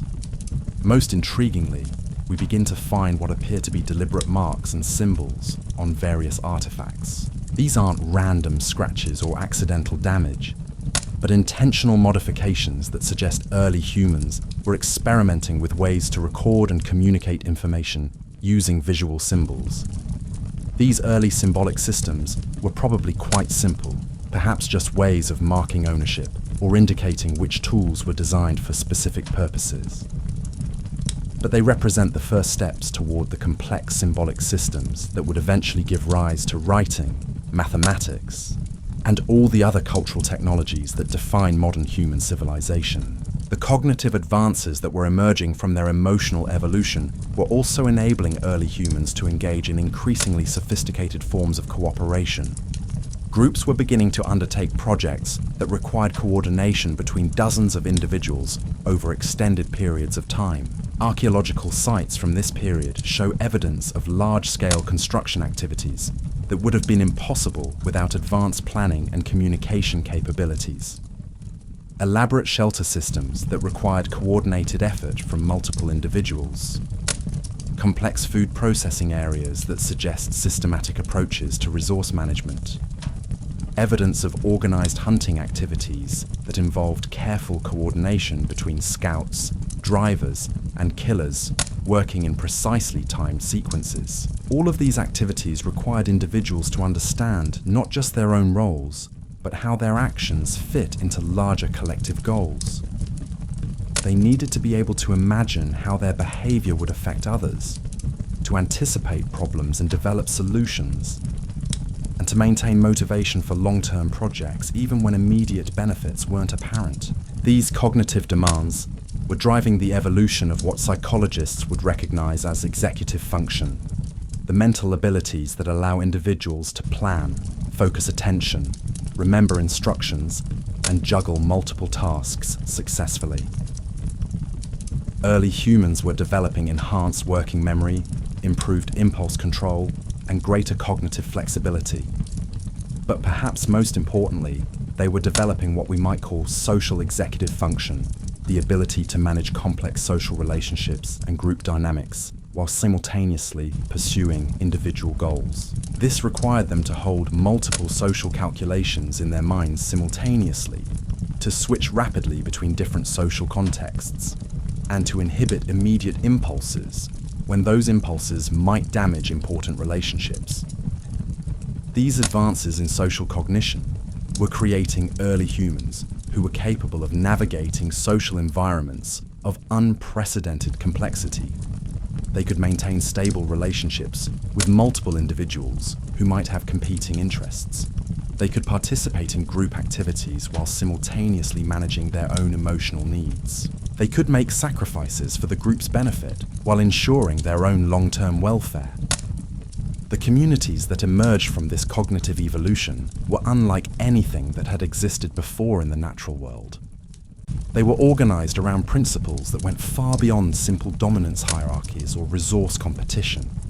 They were held together by networks of emotional bonds that created powerful incentives for cooperation, innovation, and mutual support. Within these communities, individuals were beginning to specialize in ways that would have been impossible under simpler social systems. Some individuals became particularly skilled at tool making, others at tracking and hunting, still others at food processing and storage. This specialization was possible because the emotional bonds between community members created sufficient trust for individuals to depend on each other for essential services. When Kren became known as the community's most skilled tracker, he could focus his time and energy on developing those skills because he trusted that Nira and others would continue to share plant foods and other resources with him. This trust wasn't based on simple reciprocal agreements, but on the emotional bonds that made community members genuinely invested in each other's welfare. The emergence of specialization was driving rapid innovation in all areas of early human technology and knowledge. Individuals who could focus their attention on specific skills were able to develop techniques and insights that would have been impossible for generalists trying to master all aspects of survival simultaneously. Tool-making traditions became more sophisticated, with specialized implements designed for specific tasks. Food processing techniques became more elaborate, allowing early humans to extract nutrition from previously inedible resources. Hunting strategies became more complex, enabling groups to tackle larger prey and coordinate more ambitious expeditions. But the most significant innovations were occurring in the realm of social technology.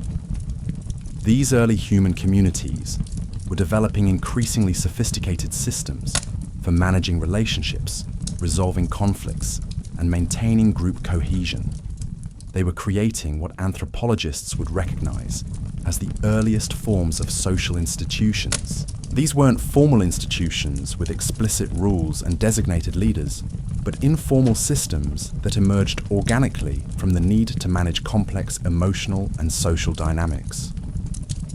Ways of handling disputes between partners that minimize disruption to the broader community. Methods for integrating new individuals into existing relationship networks. Practices for supporting community members who were dealing with emotional trauma or relationship difficulties. The development of these social institutions represented another major milestone in human evolution. For the first time, a species was creating cultural solutions to social problems, developing systems that could be passed down between generations and modified as circumstances changed. Young people growing up in these communities weren't just learning survival skills from their elders. They were absorbing complex social knowledge about how to build and maintain relationships, how to contribute to community welfare, and how to balance individual needs with collective responsibilities. This cultural transmission of social knowledge was accelerating human evolution in ways that purely biological evolution could never match. Instead of waiting for genetic mutations to slowly modify behavior over thousands of generations, early human communities could develop and spread social innovations within a single generation. When one community developed a particularly effective method for resolving relationship conflicts, that innovation could spread to neighboring groups through intermarriage and cultural exchange. When individuals discovered new ways of expressing emotional bonds or managing jealousy, those discoveries could be incorporated into community practices and passed down to future generations. This cultural evolution was beginning to outpace biological evolution as the primary driver of human development. The communities that were most successful weren't necessarily those with the best genetic adaptations, but those with the most effective social innovations and cultural practices. The early humans living 6 million years ago were becoming the first species in Earth's history to be primarily shaped by cultural rather than biological evolution. They were learning to adapt to new challenges, not by waiting for genetic mutations, but by developing new social practices, communication systems, and technological innovations. This shift from biological to cultural evolution was made possible by the cognitive advances that had emerged from their revolutionary approach to sexuality and relationships. The complex social environments created by emotional bonding had driven the development of enhanced memory, improved planning abilities, and sophisticated communication skills that made cultural learning and innovation possible.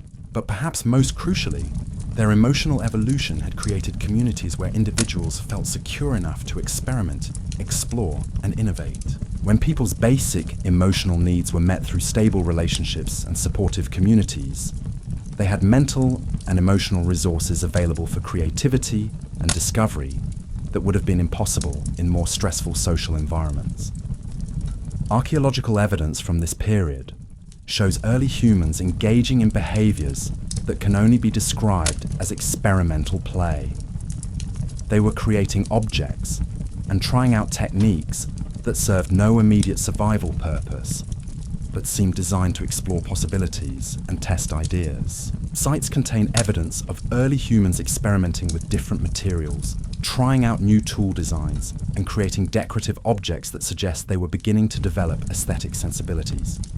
They were modifying their environment not just for practical purposes, but apparently for the pleasure of creation and the satisfaction of solving interesting problems. This experimental behavior was laying the groundwork for the technological innovations that would eventually allow humans to colonize every environment on Earth. The curiosity and creativity that emerged from their emotional security would eventually give rise to agriculture, architecture, medicine, and all the other technologies that define human civilization.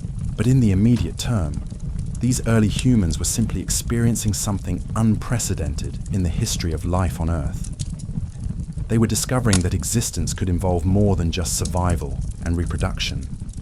They were learning that life could include pleasure, creativity, meaning, and joy that went far beyond the basic requirements of staying alive and passing on genes.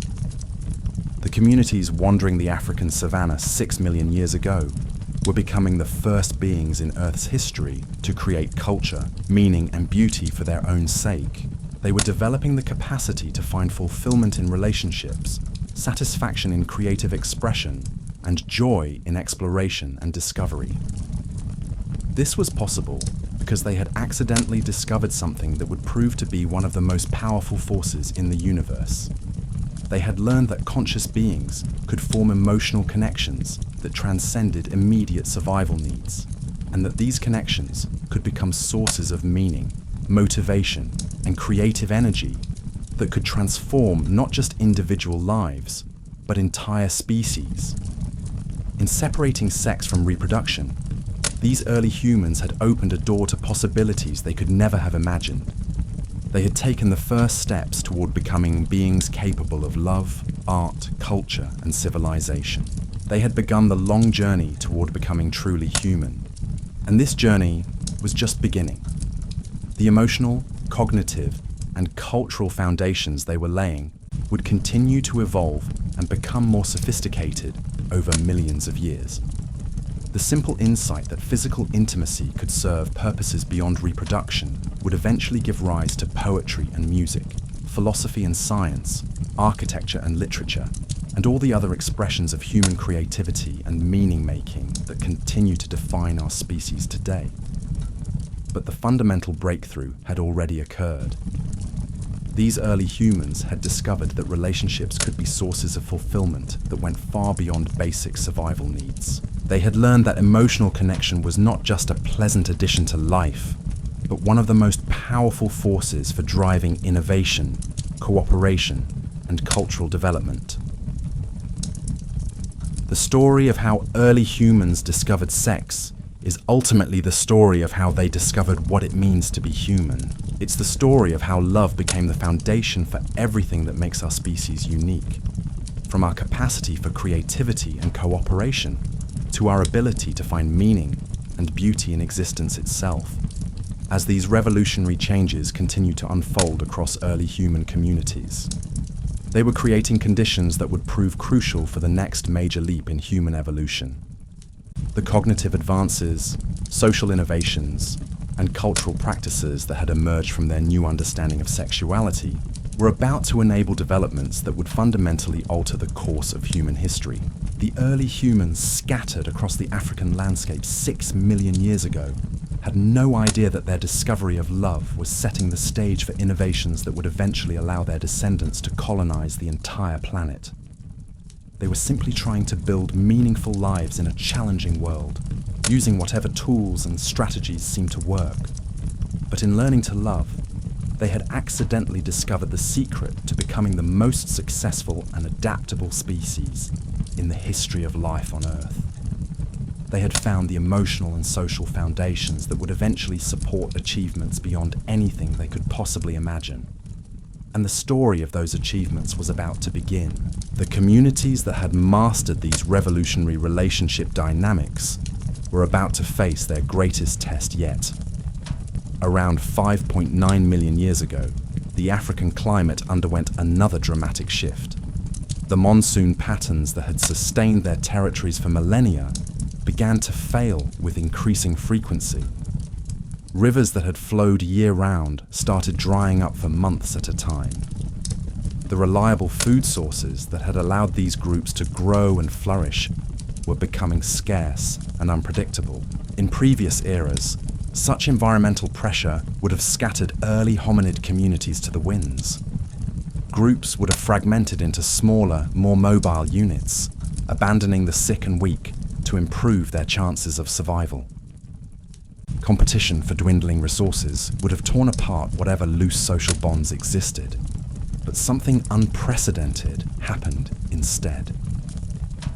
These emotionally bonded communities didn't just survive the crisis, they used it as an opportunity to develop entirely new forms of cooperation that would prove revolutionary for human development. Let's imagine we're observing one such community as the drought intensifies.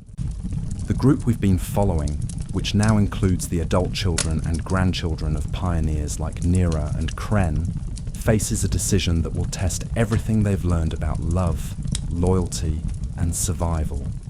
Their traditional water source, a reliable spring that had sustained them for generations, has been reduced to a muddy trickle. The plant foods they depend on are withering under the relentless sun. Game animals are migrating toward more distant water sources, leaving the hunting grounds nearly empty. In the old world, this would have meant immediate dispersal.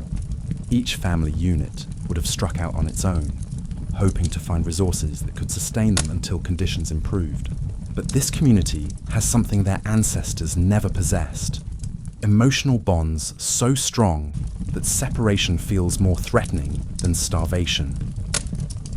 An elderly female named Zara, one of Nera's daughters, finds herself in a position of informal leadership.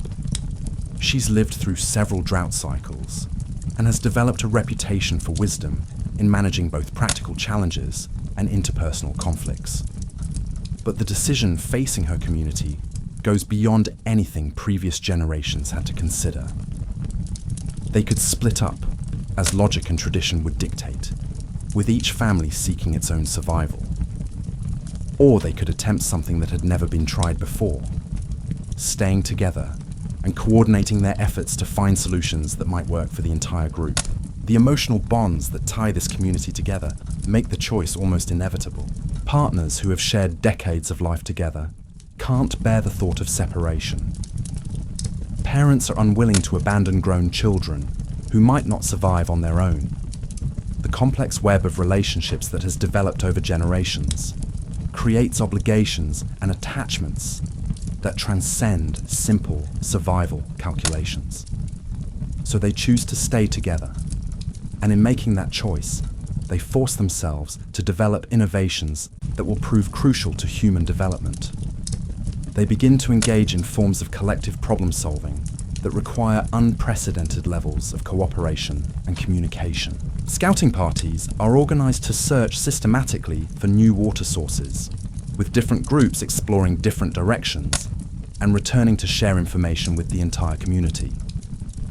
This requires sophisticated planning and communication skills, as scouts must be able to describe distant locations accurately enough for others to find them. Food gathering becomes a community-wide activity, with individuals sharing not just the resources they find, but detailed information about where different types of food can be located.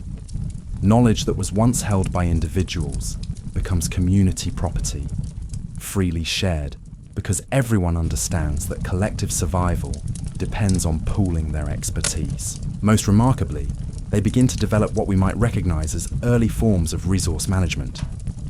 Instead of consuming everything they find immediately, they start calculating how much food they need to survive and setting aside surplus for community storage.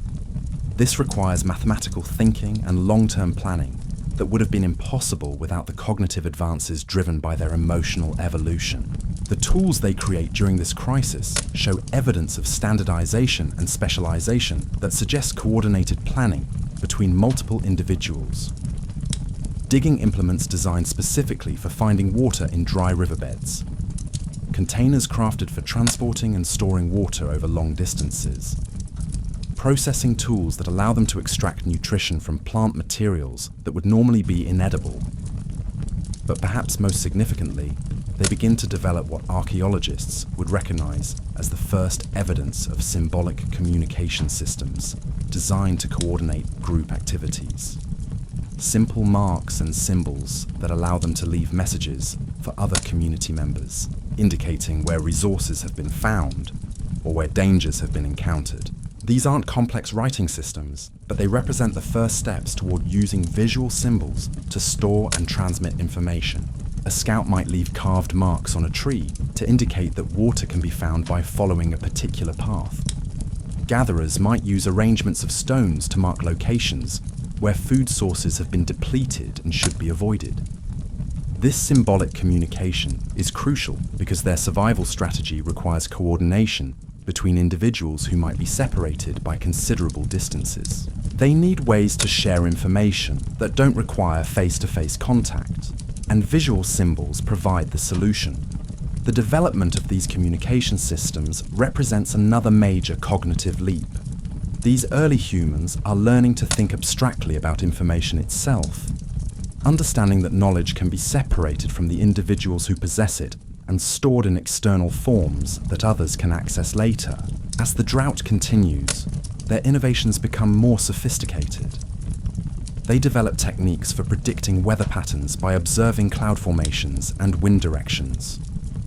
They learn to read landscape features that indicate where underground water might be found. They create increasingly elaborate food storage and preservation systems that allow them to survive longer periods without fresh resources. Most remarkably, they begin to engage in what we might recognize as early forms of trade with neighboring communities.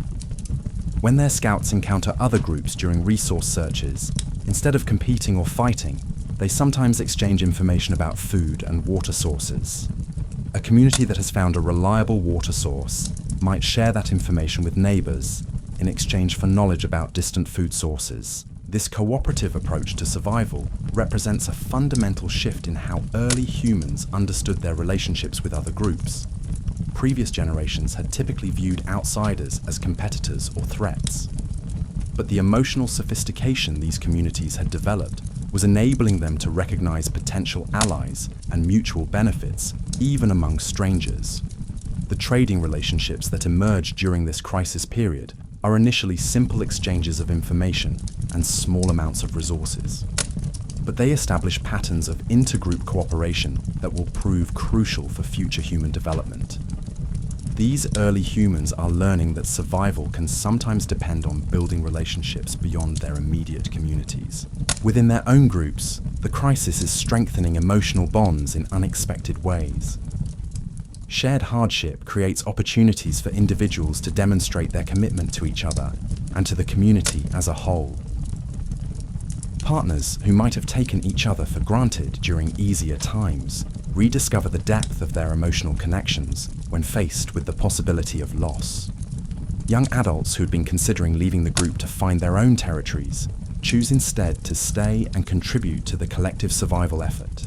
Their emotional ties to family members and romantic partners prove stronger than their desire for independence and adventure. Even more remarkably, the community begins to care for members who would normally be abandoned during resource crises.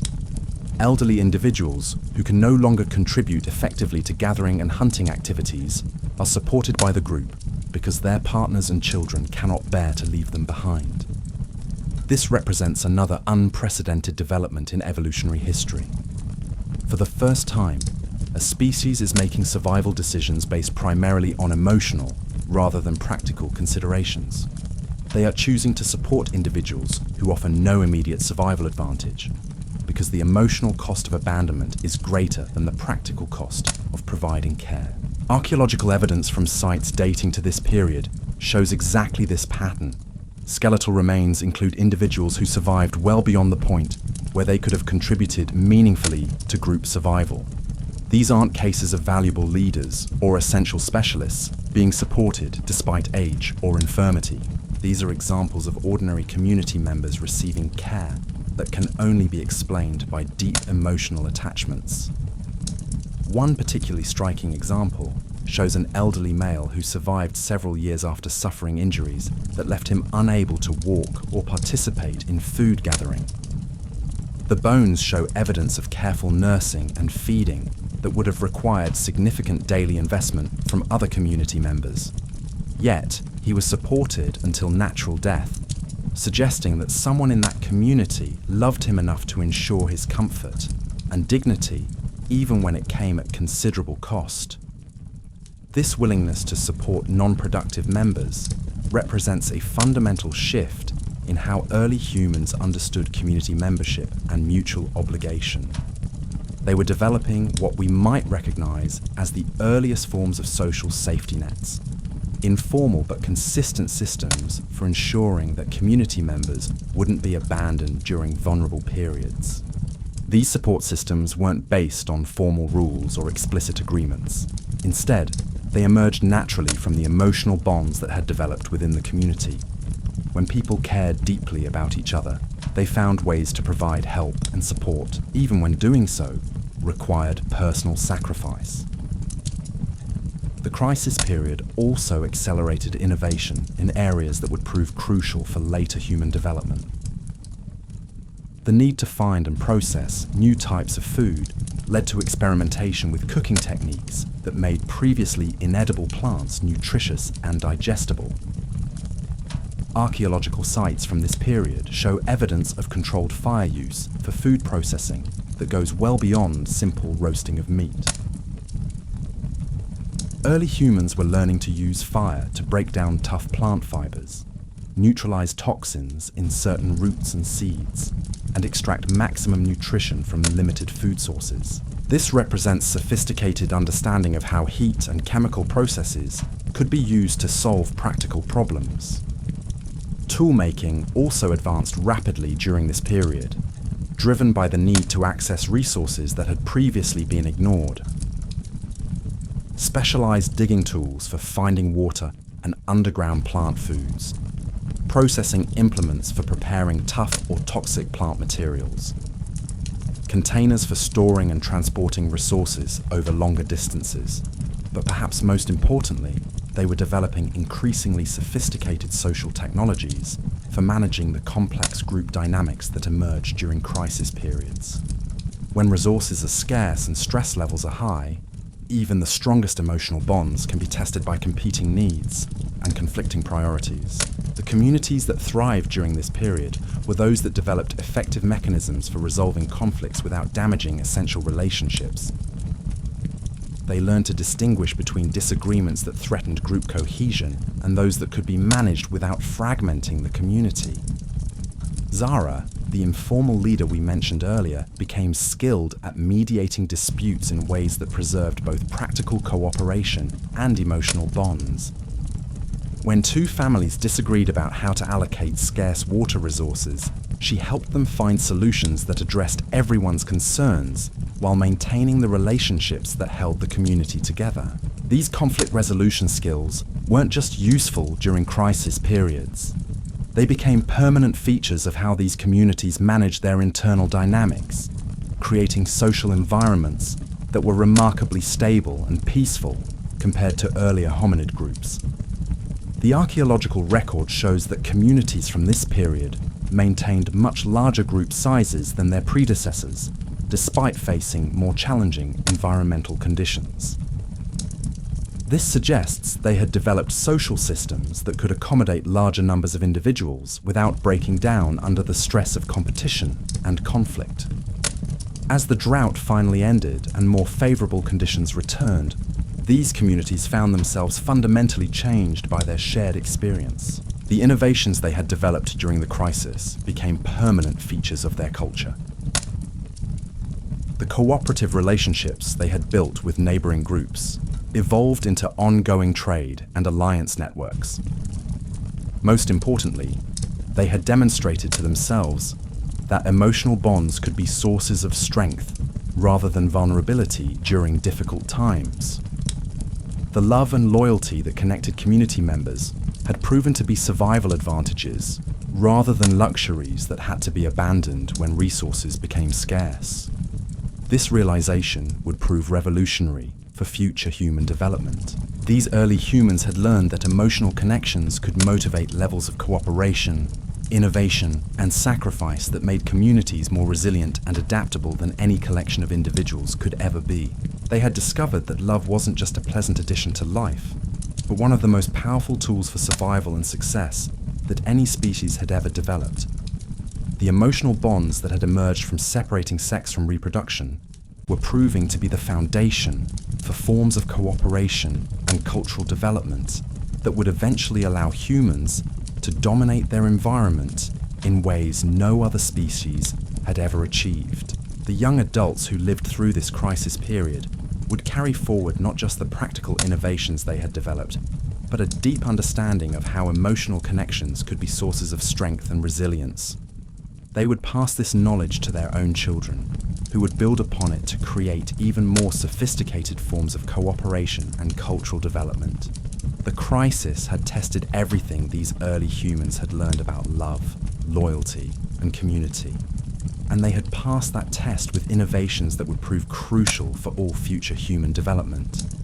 They had learned that staying together during difficult times wasn't just emotionally satisfying, it was strategically smart. In choosing love over individual survival, they had accidentally discovered one of the most powerful principles for species success that evolution had ever produced. The emotional bonds that made separation painful had forced them to develop forms of cooperation that made their communities more successful than any previous hominid groups had ever been.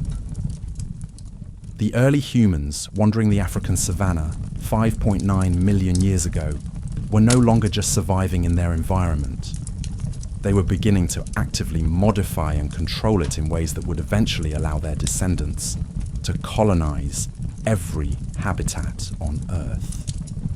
And it all traced back to that original discovery, millions of years earlier, that sexuality could serve purposes beyond reproduction. In learning to love, they had unlocked capabilities they never could have imagined. They had begun the transformation from clever animals struggling to survive into the beings who would eventually build civilizations, create art and literature, and reach for the stars. But they were still only at the beginning of this incredible journey. The innovations and discoveries that had emerged from their crisis experience would continue to evolve and become more sophisticated over the millennia that followed. The simple emotional bonds between individuals would eventually give rise to complex social institutions, elaborate cultural traditions, and the rich tapestry of human civilization that continues to unfold today. The story of how early humans discovered sex was becoming the story of how they discovered everything that makes us human. Love, cooperation, creativity, resilience, innovation, and the capacity to find meaning and purpose that transcends individual survival. These early pioneers had no idea they were laying the foundations for achievements that would eventually span the globe and reach toward the cosmos. But in learning to stay together when logic said they should separate, in choosing emotional bonds over individual advantage, in developing innovations that served community needs rather than just personal benefit, they were taking the crucial steps that would eventually make all of human civilization possible. The love they had discovered was proving to be the most powerful force for transformation that had ever emerged in the natural world, and its influence on human development was only just beginning. The children who grew up during these crisis years carried something unprecedented in their minds and hearts. They had witnessed their parents and elders choose cooperation over competition, love over logic, community survival over individual advantage. And they had seen these choices succeed in ways that defied everything previous generations had understood about survival. By the time they reached adulthood, around 5.8 million years ago, these individuals possessed emotional and cognitive capabilities that would have seemed impossible to their ancestors. They didn't just understand that relationships could serve multiple purposes. They understood that emotional bonds could be tools for reshaping their entire world.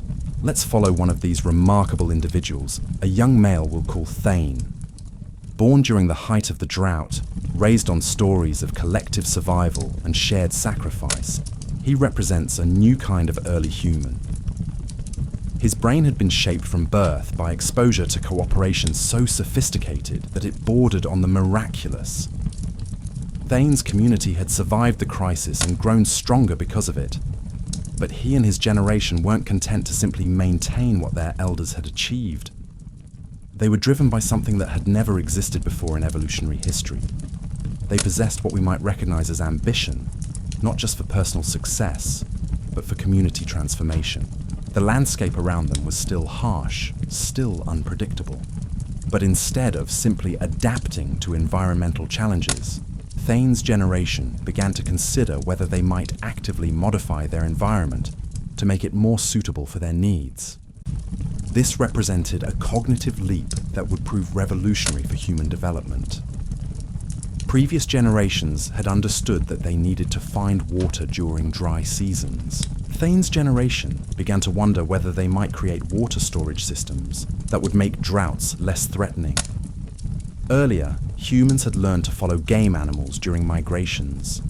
These young adults began to consider whether they might influence where those animals chose to travel. The difference was subtle but profound.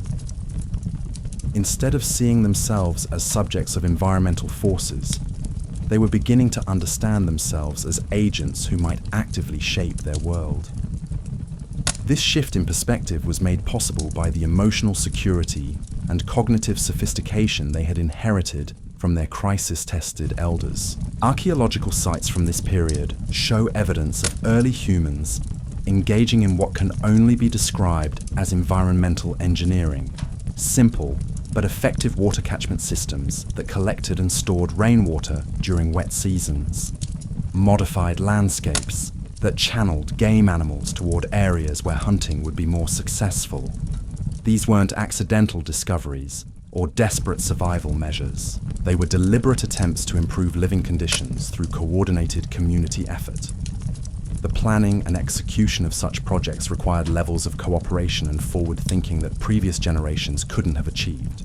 But the most remarkable innovation of Thane's generation was their approach to knowledge itself. They had grown up watching their elders pool information and expertise during the crisis years. Now they began to systematically organize and preserve knowledge in ways that would benefit not just their current community, but future generations. They developed more sophisticated methods for teaching essential skills to young people. Instead of learning through random observation and trial and error, children began receiving systematic instruction in tracking, tool-making, food processing, and social skills. This represented the emergence of what we might recognize as the earliest forms of formal education. The teaching methods they developed were remarkably effective because they were based on the emotional bonds that held their communities together. Children learned not just from their biological parents, but from networks of adults who had emotional investments in their development. This created redundant learning systems that ensured essential knowledge wouldn't be lost, even if individual teachers died or became incapacitated. Young people like Thane also began to specialize in ways that went far beyond the simple task division their elders had developed. Some individuals became expert observers of weather patterns, developing the ability to predict seasonal changes with remarkable accuracy. Others focused on understanding animal behavior, learning to anticipate migration patterns and breeding cycles. Still others specialized in what we might call social coordination, becoming particularly skilled at managing the complex interpersonal dynamics that kept large communities functioning smoothly. These individuals weren't leaders in the traditional sense, but facilitators who helped others work together effectively. This specialization was possible because the emotional bonds within their communities created sufficient trust for individuals to depend on each other for essential services. When everyone was genuinely invested in everyone else's welfare, people could afford to develop narrow expertise because they knew others would provide the skills and knowledge they lacked. The result was communities that possessed collective capabilities far beyond what any individual could achieve alone.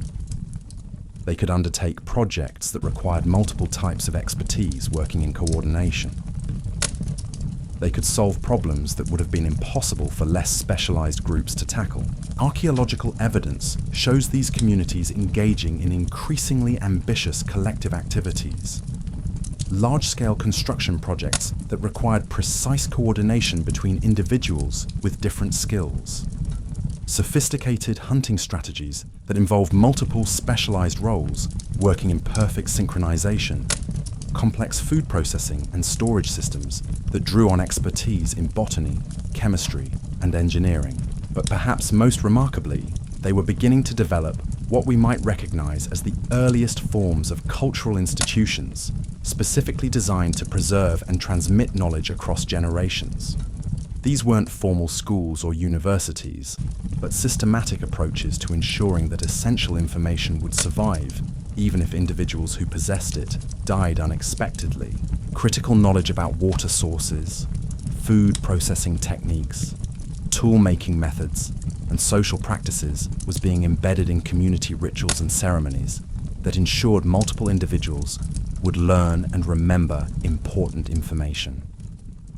They were developing cultural redundancy systems that protected their communities from knowledge loss. This institutional approach to knowledge preservation represents another major milestone in human evolution. These early humans were becoming the first species to systematically accumulate and build upon the discoveries of previous generations.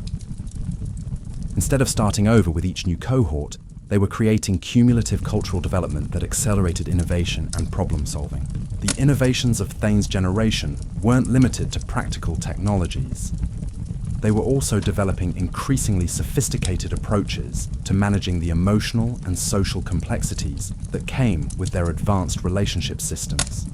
The jealousy, conflict, and heartbreak that had challenged their elders were being addressed through cultural practices that helped individuals navigate these difficulties more successfully. They developed rituals and ceremonies that helped people process difficult emotions like grief and betrayal. They created social support systems that provided comfort and guidance for individuals dealing with relationship challenges. They established informal but consistent practices for helping people form new emotional bonds after losing important relationships. These weren't just individual coping strategies, but community-wide systems for maintaining emotional health and social stability. They understood that their sophisticated relationship systems required active maintenance and support, and they were developing the cultural tools needed to provide that support effectively. The communities that emerged from these innovations were unlike anything that had existed before in the natural world. They were held together not just by practical interdependence or simple dominance hierarchies, but by complex networks of emotional bonds that were actively nurtured and maintained through cultural practices. Individual members of these communities possessed emotional and cognitive capabilities that would have seemed miraculous to earlier generations. They could form deep, lasting attachments to multiple individuals simultaneously. They could balance competing emotional needs and social obligations without fragmenting under stress. They could contribute their specialized skills to collective projects while maintaining their own emotional well-being and personal relationships. But perhaps most remarkably, they had developed what we might recognize as the capacity for genuine empathy that extended beyond their immediate social circle. They could care about the welfare of individuals they had never met, concern themselves with the needs of future generations they would never know, and make sacrifices for abstract principles like justice and community welfare. This expansion of empathetic concern represents one of the most significant developments in the evolution of human consciousness. These early humans were becoming capable of moral reasoning that went beyond simple reciprocal altruism or group loyalty. They were developing ethical frameworks that could guide behavior, even when immediate self-interest suggested different choices. Archaeological sites from this period show evidence of communities caring for individuals who had no direct family connections within the group. Strangers who had been injured or orphaned were being integrated into existing social networks and provided with the same support and protection offered to biological relatives. This expansion of care beyond genetic relationships suggests that these early humans had developed the capacity to value individuals for their inherent worth rather than just their utility or biological connections. They were beginning to understand what we might recognize as the principle of universal human dignity. The implications of this moral development were profound. Communities that operated according to principles of universal care and concern were more attractive to potential new members, more successful at integrating diverse individuals, and more resilient when faced with challenges that required unprecedented levels of cooperation. They were also more innovative because they created social environments where individuals felt secure enough to take intellectual and creative risks. When people knew they would be supported and valued regardless of whether their experiment succeeded, they were more willing to try new approaches and explore novel solutions to problems. Archaeological evidence from this period shows an explosion in creative and experimental behavior. Early humans were trying out new artistic techniques, developing novel tool designs, and experimenting with different approaches to social organization. They were displaying what we might recognize as intellectual curiosity for its own sake, rather than just practical problem solving. Sites contain evidence of early humans creating objects that served no obvious survival purpose, but demonstrated remarkable artistic skill and aesthetic sensibility. Carved figurines that show sophisticated understanding of form and proportion. Decorated tools that go far beyond functional requirements. Arrangements of colored stones and shells that suggest purely aesthetic motivations. This artistic behavior represents another major cognitive leap. These early humans were developing the capacity to find meaning and satisfaction in creative expression that transcended immediate practical needs. They were discovering that the act of creation itself could be a source of fulfillment and joy. The artistic traditions that emerged during this period weren't just individual expressions, but community-wide cultural practices that strengthened social bonds and transmitted important cultural values. Creating art together became another way for community members to connect emotionally and share their understanding of the world around them. Young people like Thane grew up surrounded by these artistic traditions, absorbing not just technical skills, but aesthetic sensibilities that shaped how they understood beauty, meaning, and value. They were developing what we might recognize as cultural sophistication that went far beyond basic survival knowledge. This cultural richness was creating positive feedback loops that accelerated human development in multiple areas simultaneously. Communities with rich artistic traditions were more attractive places to live, which drew talented individuals and promoted innovation. The creative thinking encouraged by artistic practice enhanced problem-solving abilities in practical domains. The social bonding promoted by shared cultural activities strengthened the emotional foundations that made all other innovations possible. By 5.7 million years ago, the descendants of the early humans, who had first discovered that sex could serve purposes beyond reproduction, had become something unprecedented in the history of life on Earth. They were beings capable of love, art, moral reasoning, and collective action on scales that would have been incomprehensible to their ancestors. They had learned to create meaning and beauty that transcended survival needs. They had developed the capacity to care about principles and ideals that extended beyond immediate self-interest. They had discovered that conscious beings could work together to actively shape their world, rather than simply adapting to it. Most importantly, they had maintained and expanded the emotional foundations that made all these achievements possible. The love that had first emerged from separating sexuality from reproduction had evolved into complex networks of care, commitment, and mutual support that enabled individuals to achieve things no isolated being could ever accomplish. The communities wandering the African landscape 5.7 million years ago weren't just surviving in their environment anymore. They were beginning to transform it according to their own vision of what life could become. They were taking the first steps toward becoming the species that would eventually build cities, compose symphonies, write poetry, and reach for the stars. But they were still only at the beginning of this incredible journey. The emotional, cognitive, and cultural capabilities they had developed would continue to evolve and become more sophisticated over the millions of years that followed.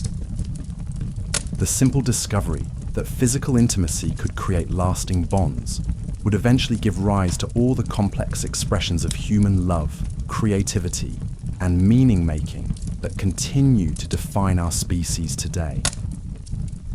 The story of how early humans discovered sex had become the story of how they discovered everything that makes us uniquely human. Love, cooperation, creativity, moral reasoning, artistic expression, and the capacity to find purpose and meaning that transcends individual existence. These early pioneers had no idea they were laying the foundations for achievements that would eventually span the globe and reach toward the cosmos.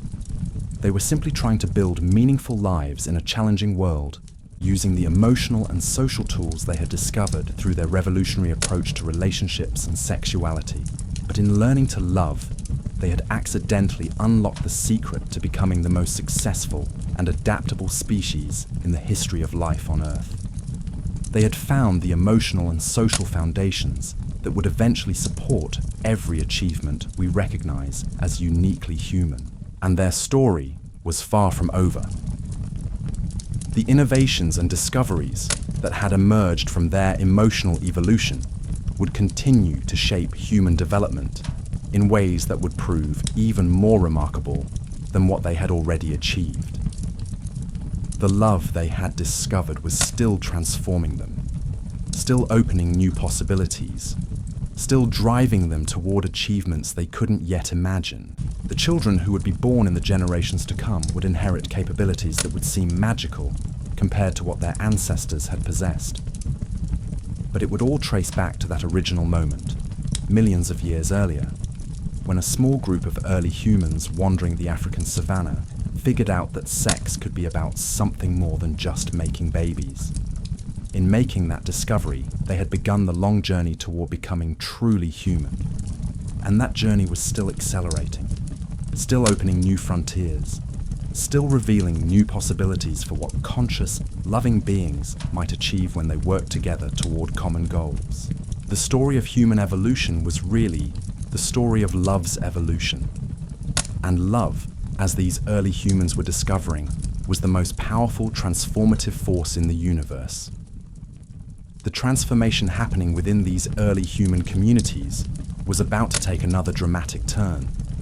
As love continued to evolve beyond its original purpose, something unprecedented began occurring in the neural architecture of these remarkable beings.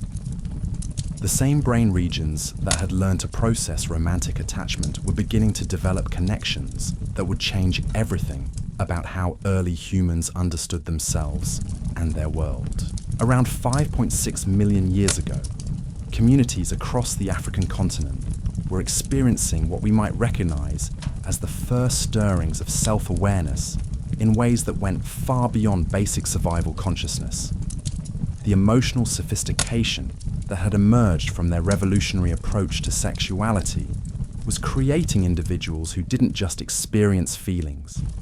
They could think about their feelings, analyze their emotions, and make conscious choices about how to respond to their inner lives. Picture a young female we'll call Vera, a descendant of the communities we've been following. She's sitting by a water source at twilight, watching the patterns of light on the moving surface. But something remarkable is happening in her mind. She's not just observing the water, she's aware that she's observing it.